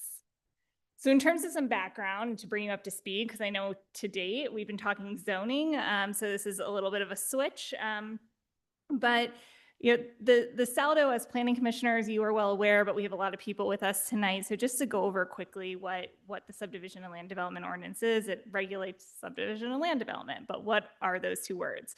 So subdivision meaning a division of a lot into two or more lots. Land development meaning an improvement on a lot for two or more residential buildings or a non-residential building. So kind of in short, it's a lot about anything beyond a single family home. A lot of that is considered land development. So the Saldo touches on most of what happens in the township in terms of development and redevelopment. In terms of the ordinance itself and the content within it, it includes, what plans and materials need to be submitted in an application, what the review process is or the process for review and approval. And then the bulk of it is design and construction standards. So it's very engineering heavy. And then also agreements and guarantees, like financial guarantees between the township and the developer for any improvements or maintenance that's part of the development. Then on the next slide, just to make it really clear in terms of what we're talking about today. So the zoning and the Saldo, they're both land use regulations that work together, but they are separate. So zoning, as you're well aware, you've been immersed in it, but requirements by district, it's about the location of uses, the density, it talks about setbacks, building coverages, dimensions. And then if a proposal does not meet something in the zoning ordinance, it has to seek a variance through the zoning hearing board. Whereas for the Saldo, it's standards that apply throughout the municipality. It's more about lot layout, design, street layout, construction, utilities, required improvements, et cetera. And if something doesn't meet the requirements of the Saldo, applicants can seek a waiver through the Board of Supervisors. So just a little bit of the difference. In terms of why there's a need for an update right now, as I mentioned, the zoning and the Saldo work hand in hand. Ideally, when one is updated, the other is updated. You want to make sure that they're talking to each other and that they're consistent with each other. Your existing Saldo is from 1999, and there's been a lot of advances and best practices regarding design and construction standards. A lot of the references in your Saldo are outdated, so it's important to make sure that they're corrected to reference street design standards and other guidelines, whether it's PennDOT or otherwise, to make sure that you are complying kind of with the latest and greatest. And then also the goals and the priorities of the township have evolved since 1999, your 2018 comprehensive plan. There's a lot of focus on trails and connectivity. It specifically calls out the need to modernize your Saldo, to make updates about regarding modern road standards in particular. So next, I just want to go over some of the changes, starting with kind of minor. So one of the first things that we looked at was just if the flow made sense, if it was organized in a way that would make sense for not only township staff, but the applicants that are using it every day. So we did just slightly reorganize some of your articles to make a little bit more sense. So we combine jurisdiction and control and title purpose interpretation into one just general provisions article in the beginning of the Saldo. And then the town development option, many of those standards were that at the time maybe were somewhat innovative or but they're kind of standard. So a lot of what was in the town development option we integrated into the design and improvement standards. And then if there's anything kind of out of the ordinary that should just be for mixed use development, we put it with the mixed use development and streetscape enhancement section within the design and improvement standards. So that article went away. So we're consolidating a little bit to get down to 8 articles. In terms of other minor changes on the next slide, there's kind of 3 different buckets of changes. The first being just administrative. So we worked with township staff to make sure that the application requirements met what they needed. We reduced kind of antiquated application processes like excessive numbers of paper copies and submission, I think, on a CD-ROM to more electronic submission and what the township staff actually needs. And then there were some outdated references to outside review agencies, like the Conservation District or other entities. So we made sure that those reflect the current names. The second bucket of changes were more like cleanup. So we did find some repetitive sections that we consolidated. If there was anything that was unclear or confusing, we cleaned that up. As I mentioned, updated references to engineering standards and guidelines. And then you had, I think, about 6 or 7 appendices, but only one was referenced directly in the ordinance language. So we removed those irrelevant appendices. In terms of the third bucket of changes, it's just alignment with the zoning. So we went through every single definition to make sure it aligned with what was in the zoning ordinance. And then anytime that there was a reference to a district or cross references to an article in the zoning, we updated that as well. Some additional changes. So as I mentioned, in your comprehensive plan, there's a lot of talk about connectivity and trail networks and walkability. So we did add some additional sections that don't exist right now. The first being about trails and shared use pathways. These are standards for design. It's not a requirement. However, something to consider, on your official map right now, you do have a couple trail easements identified, or a couple future trail easements identified. So one option would be to consider, a requirement if you want to see a land development that, is on the same subject property as a future trail easement, maybe there is a requirement for that. But as of right now, the draft that you have just includes standards for design if trails or shared use pathways are to be included in the application. The second kind of area is the bikeway requirements. This is similar to the trails and shared use pathways. These are just standards for if bike facilities are to be suggested. The official map doesn't designate any areas of your township for future bike improvement, as far as my understanding. So it was difficult to figure out where that requirement would fit in. So right now it's just standards. And then finally with crosswalks, this helps with, walkability and road safety. We updated the standards here to align with the public right-of-way accessibility guidelines. And then also, if crosswalks are located at arterial roads or collector streets, requiring additional safety countermeasures from the PennDOT traffic calming handbook to make that crosswalk crossing safer. In terms of other changes, and sorry, I'm going fast just because I know it's late, but I'm happy to answer questions afterwards. Portions of the manufactured homes article, it was previously called mobile homes. We updated it to manufactured homes to align with HUD language. Were moved to zoning. So anything that was about like location size buffering that fit more into what a zoning ordinance covers was moved to zoning. However, stuff about layout in terms of block and street design, utilities, et cetera, remain in the Saldo.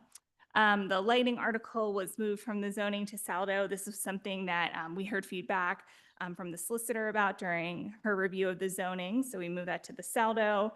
And then we updated, I mentioned the appendices. There's one appendix that was referenced about native plants. You do have an existing appendix that lists appropriate native plants. However, we couldn't identify a source to that information or like a date or anything. So we wanted to make sure that you had the latest and greatest. So we updated the appendix based on We Conserve PA's native planting list. And this is kind of a standard, it's a reputable organization. And as it's updated, the Saldo will reference the updated list. So those are kind of more the minor-ish changes. There are a couple, once again, this is like a rough draft that's before you today. This is not a draft that is ready for recommendation or anything like that. So we wanted to bring up a couple topics to discuss with you. The first being the requirements for community recreation. So your existing Saldo has requirements for dedication of community recreation area requirements, and then a fee in lieu option if you're not going to dedicate area of the development for a community recreation. Right now, the draft that you have does not have that section in it. And this was because during the conversation around zoning and discussing whether we wanted open space requirements with specific uses and developments, there was a discussion that not every single development needs its own private or recreation area or open space. There are parks and recreation spaces around the township for residents to use. However, the municipality's planning code does give the township an opportunity to create a requirement for dedication of community recreation areas, and then provide an option or alternative for a fee in lieu. So I think the conversation that we would like to have with you is, right now your requirements, as far as we could tell from the existing ordinance, are based on a study from Chester County, an open space and rec study from Chester County from 1982. Typically, when we work with municipalities to determine what that appropriate requirement is for a dedication of recreation area, it's based on a recreation plan that has like population projections and appropriate park space, suggestions. We can reference, there is a National Park and Rec Association that does associate, a certain amount of parks or recreation space per 1,000 people. That's a little cookie cutter, which is why it's, we lean on if there is a specific study for the township. So I will leave that there. I kind of defer to the chair in terms of whether you want me to continue with my presentation or whether you want to pause right now for feedback. Do you guys want to talk about fee in lieu of? And when we think about that? What is to talk about? What part of it is to talk about? So The question that we have is whether the township still wants to have a requirement for dedication of community recreation areas. And then the second question would be, if you do, what is that requirement? And then the third question would be, what would be an appropriate fee in lieu of if the developer does not want to dedicate the recreation space? Because right now your fee in lieu is 50% of the fair market value of the entire tract times number of acres required, which we have heard feedback that is a little excessive and difficult to do. Well, it seems to me that given the park space that's been dedicated, that a fee would be appropriate because they're new users and they haven't paid in, and it would help alleviate some of the funding issues that now surround the public area that we have already dedicated. Well, so fee in lieu of is what all your ordinance currently and most in the future will provide that every residential development or every development Yes. has recreational space. Yes, I understand that. And so the fee in lieu of is, does that make sense? So Yes, let's give some money to the township. yeah, so Yeah. that's the That's the concept. point. Yeah, but I think a fee in lieu is more appropriate given where the township is today with large park areas and with funding issues about how you turn those into legitimate open space. Right now, if you go down here on Limestone, there are warning no trespassing signs. You'll be arrested, you're watched on camera, and other deterrents to using the space. Yeah, it's an interesting question, certainly. I know most of us appreciate open space and recreational areas, but the point's well made that there is a lot of parks available. And I don't recall a case where fee in lieu of was not a choice that was made by developers that No. I've seen. No. I think that's always the election. Yeah. Which I understand, but if it's onerous, does that impede development? And granted, we do have some financial difficulties in the township, but is that the best method to try and close the gap? And does it do more harm than good if you make it prohibitively expensive? Well, it depends on develop how in the much you township? charge, right? And the question is, Right. if it's $1, I don't think anybody would object. On the other Right. hand, $1 is not a useful Right. denomination. Yeah. So what is the, So the municipalities do it different ways. Like it could be that you get an appraisal of an acre of land and then, that is, but you first have to figure out what your requirement is going to be. And if your existing requirement is still relevant in 2025, and then you could take that appraisal of an acre of land and times it by like the number of acres per dwelling unit based on that requirement.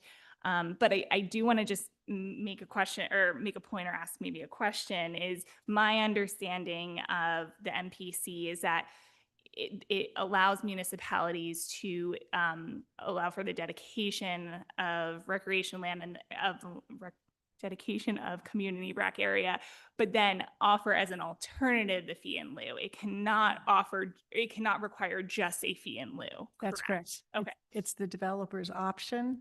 They can either construct recreational facilities or pay the money. Under the law, it's supposed to be used for recreation that is accessible to that particular development. So you don't say to a developer, pay us fee and lieu of, and we're going to put it, 15 miles down the pike on another development, unless you can show that somehow accessible. And it has to be used in 3 years. So there are restrictions on it, and the developers usually opt for it.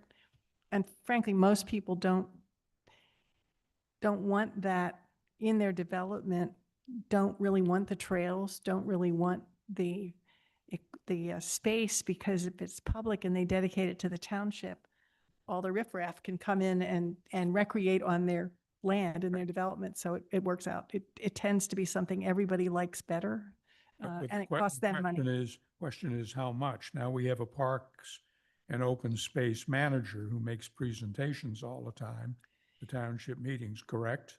It is. It's really almost a mathematical calculation. It's not something I think that I certainly have no ability to decide what I could recommend it would be. I think it would be the engineers and various people in the township to make a determination Yeah. of what's a reasonable amount. We have the guy that does the planning, right, Bob? Yes. I understand the question. The gentleman that does the planning for the the parks and open space.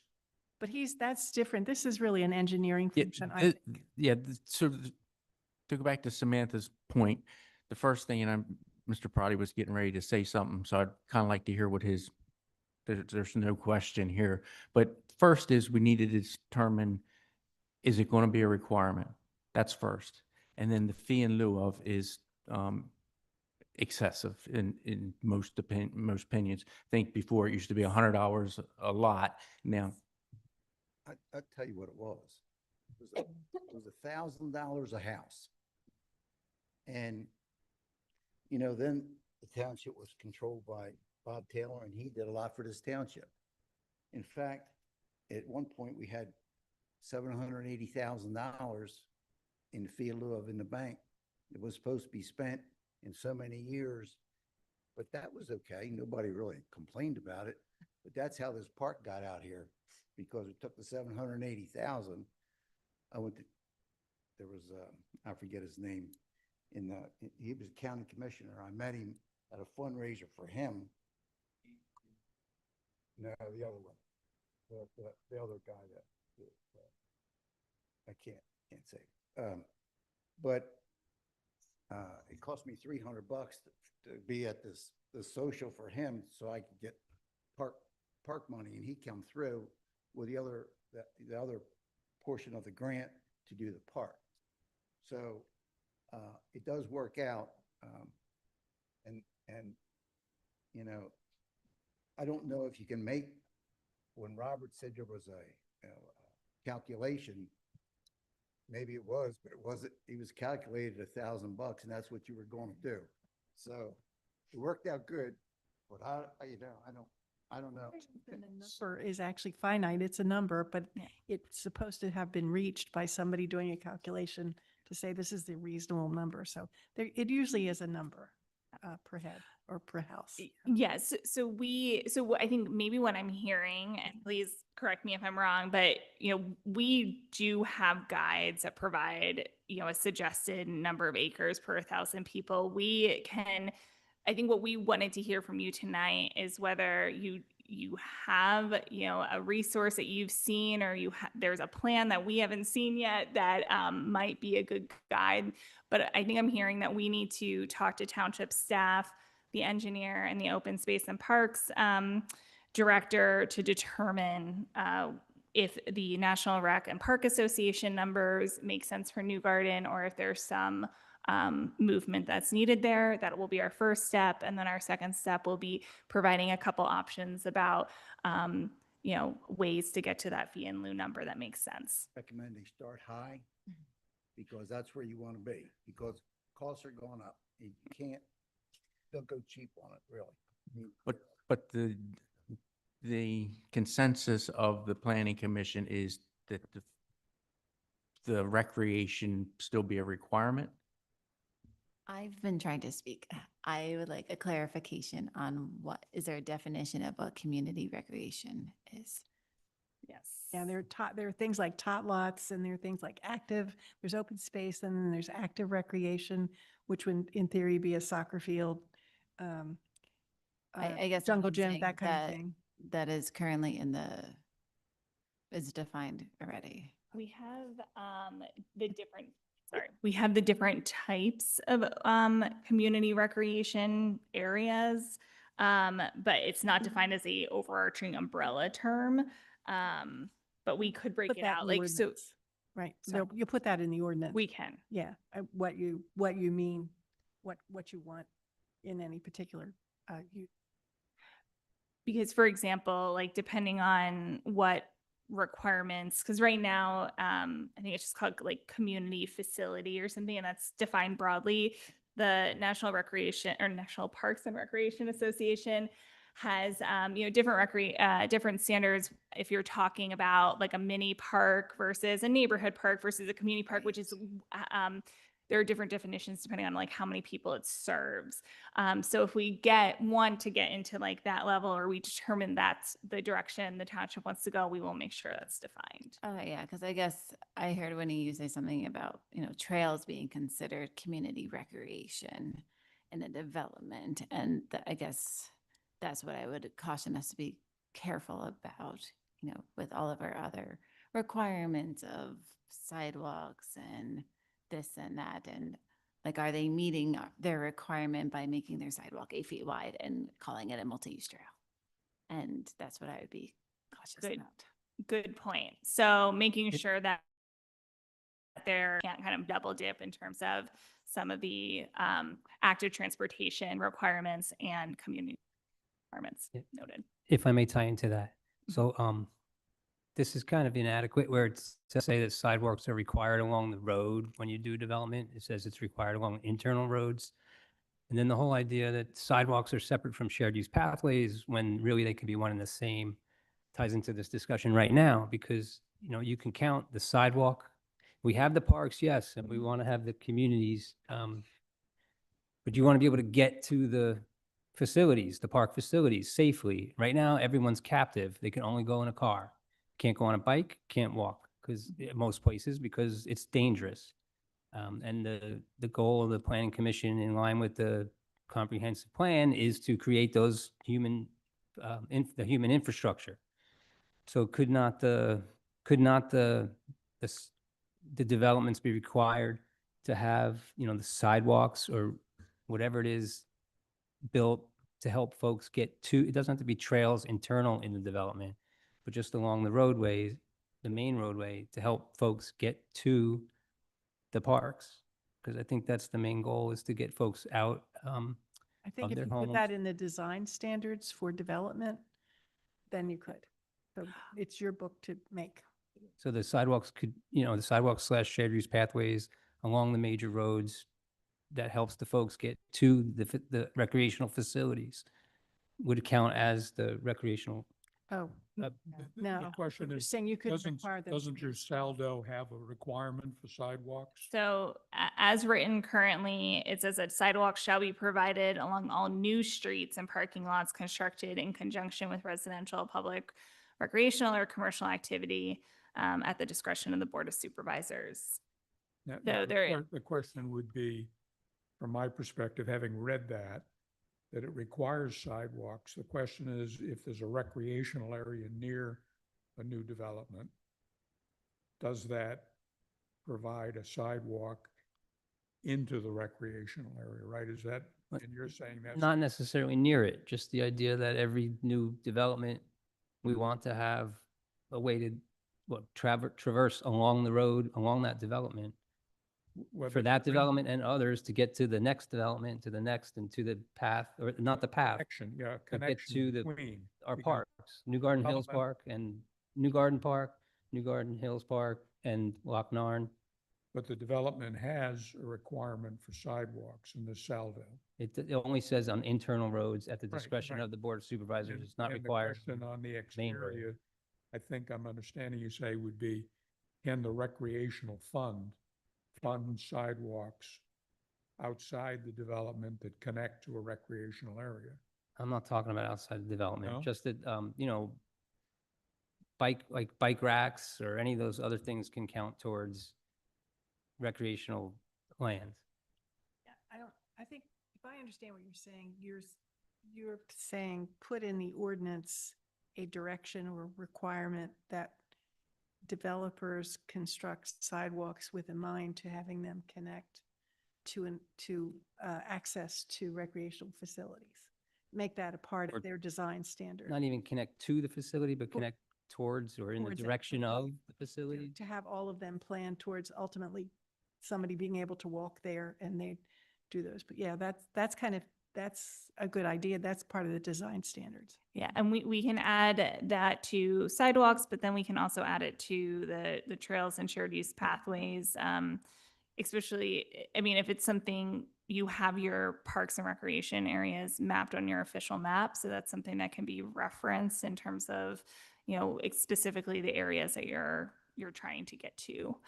Yeah, just finally, I'll say, because any path you build, even if it's a path to nowhere, is going to be used by the residents to walk their dogs, for the kids, or strollers, push strollers during the day, and also by the kids on their bikes and things. It doesn't have to necessarily be to someplace, but it's helpful if it is. And of course, protected from vehicles. Thank you. That's good. Okay, so I think we have direction about the community rec areas requirements. We can look at the language regarding sidewalks and the trails and shared use paths. The other thing that is a little bit of a change between your existing and proposed is right now you have in your design standards, standards for the UD district along Route 41 and Route 7, mixed use development enhancements and streetscape enhancements. The UD district does not exist in the proposed zoning ordinance. So we edited this to apply to the mixed use corridor and the village gateway districts. While the UD district in your existing zoning and the reference to it in your existing Saldo only dealt with Route 41 and Route 7, we do feel like the standards within it would be appropriate for the village gateway as well, since it does transition from mixed use corridor to village gateway.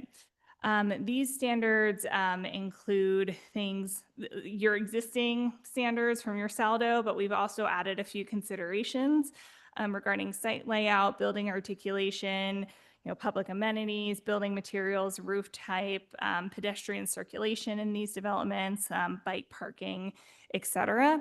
We find it easier to remove than to have to add. So we kind of threw it all in there for consideration. This is an appendix. So something that we would like feedback on, if not tonight, in the future is, your reaction to those standards. Particularly maybe around things like building materials. We find that some communities, that's very important. Others, it's a little too burdensome and it might be too excessive for the needs of New Garden Township. So that's just an area that we'd like you to review in more detail and provide your feedback on. Some of those standards are shalls, they are requirements. Others are more just encouragements. So that's also something where we could make some edits. That if there's something that's required that seems a little too excessive, we could just make that an encouragement. Okay. So in terms of next steps, as you saw on the draft, we have a lot of comments in there for township staff and the township engineer. And then we, with your feedback, we're going to be considering with the engineer's comments and your feedback to put together a final draft of the Saldo. And the goal is to share this as of right now. The timeline is, it could change, but as of right now, the goal would be to share it with the Board of Supervisors in December, which would start the 45-day public comment period, which, like zoning, it would have to go to the Chester County Planning Commission for review, and then a final public hearing on the Saldo in February with the Board of Supervisors. And then the Planning Commission, you all are welcome to make recommendations or comments anytime and send them to the Board of Supervisors in advance of their public hearing. But I also defer to Winnie if she has specific guidance, if I misspoke. With that, I'm happy to answer any additional questions or field any other comments. I know it's been a long night. I just got one question. Does any common sense ever go into any of this stuff? The only reason I'm saying is because when you talk about sidewalks, a lot of us live in rural neighborhoods. Mm-hmm. They're not going to put sidewalks from where I live in Landenberg to New Garden to the park here. There are trails, and that was my other question, but we'll get to that later. The point is, you put sidewalks in for people to walk on them. And I pass a sidewalk every day that I remember that the township required to put a sidewalk on 41 and Penn Green Road, and that's a little Spanish store right on the corner there. It used to be a pharmacy years ago. That go to nowhere. Now, the whole idea was, well, that when the next part's developed, that sidewalk's in. But there's already things there that probably will never be. So if you don't use a little common sense with these things, instead of just requiring people to do it, the last one was the storage here on 41, about putting a sidewalk in front of that storage. Well, certainly nobody's going to walk down 41 to get to that storage. And if you're going to the storage, you're carrying something you're not carrying on your back. So they said, well, if the highway or development ever gets built down there and they have to put the sidewalks in, then they may have to put them in, and they agree to do that. And that's good. That's a good way to do it. But just to require somebody to put a sidewalk in, plus, you know, it's a big deal about calculation for the stormwater runoff. So every time you put a square foot of cement in, is an impervious section that you put in, that who calculates that? It goes out into the road, and road goes down, hits a stream, and goes in that. There's a lot of common sense things that need to be addressed when we do these things, and I'm sure you know that. Yes.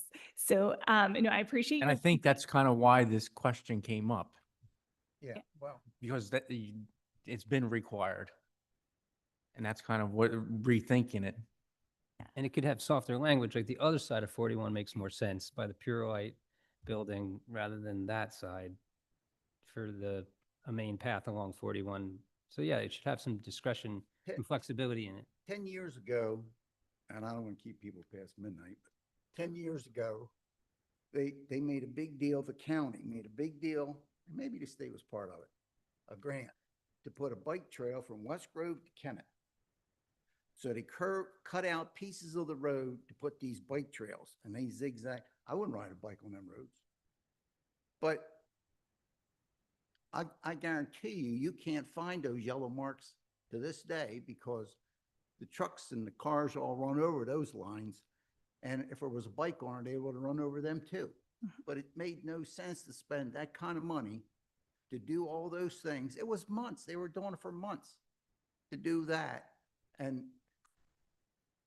you got to put some common sense. We're all paying tax dollars here, you know, and that's, I don't know who makes these decisions. You know, I hear your point. I think, and I mean, you all see land developments all the time, so you see this, but if you have it in there as a requirement, there's always an option to seek a waiver, but it does allow the township to have that conversation. So it's a starting point. Sometimes it might not make sense. But as Sam said earlier too, you know, whether that sidewalk maybe goes anywhere now, it might be used in some way or fashion. But certainly I think it's more about if it's not in there, then it's not a talking point in conversation or negotiation.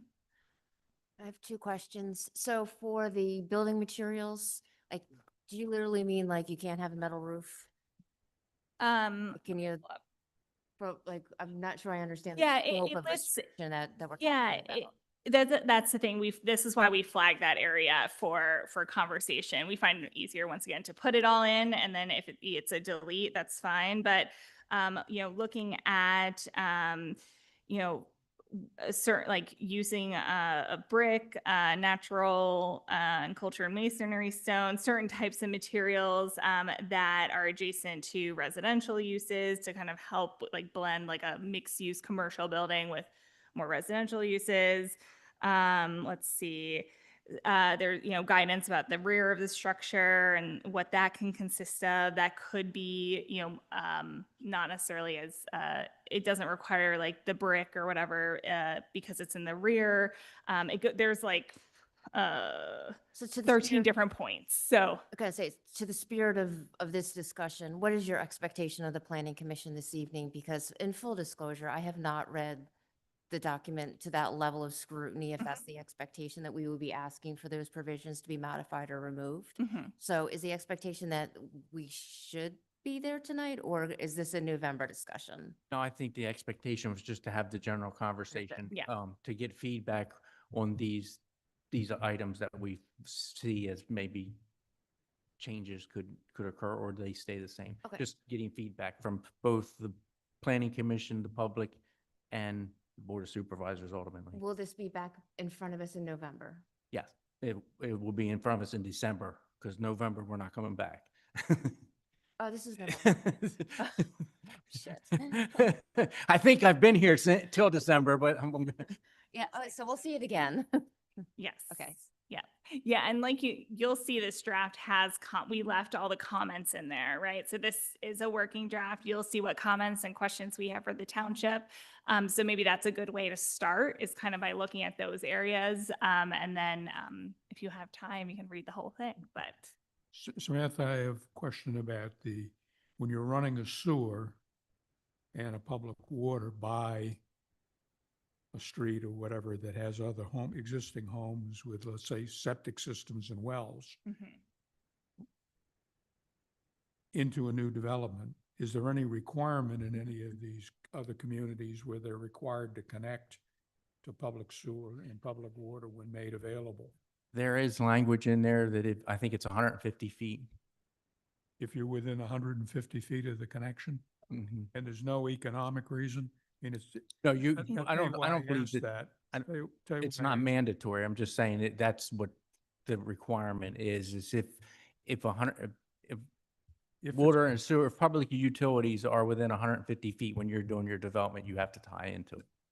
No, But no, if the no, if you, if the development comes in afterwards and runs water and sewer past your house, you have the you have the opportunity to tie in, but you don't have the obligation. it seems to me there ought to be an economic test. As a person with limited knowledge, but I spent 7 years as a plumber as a kid. The last thing you want is septic systems and wells if you can avoid them.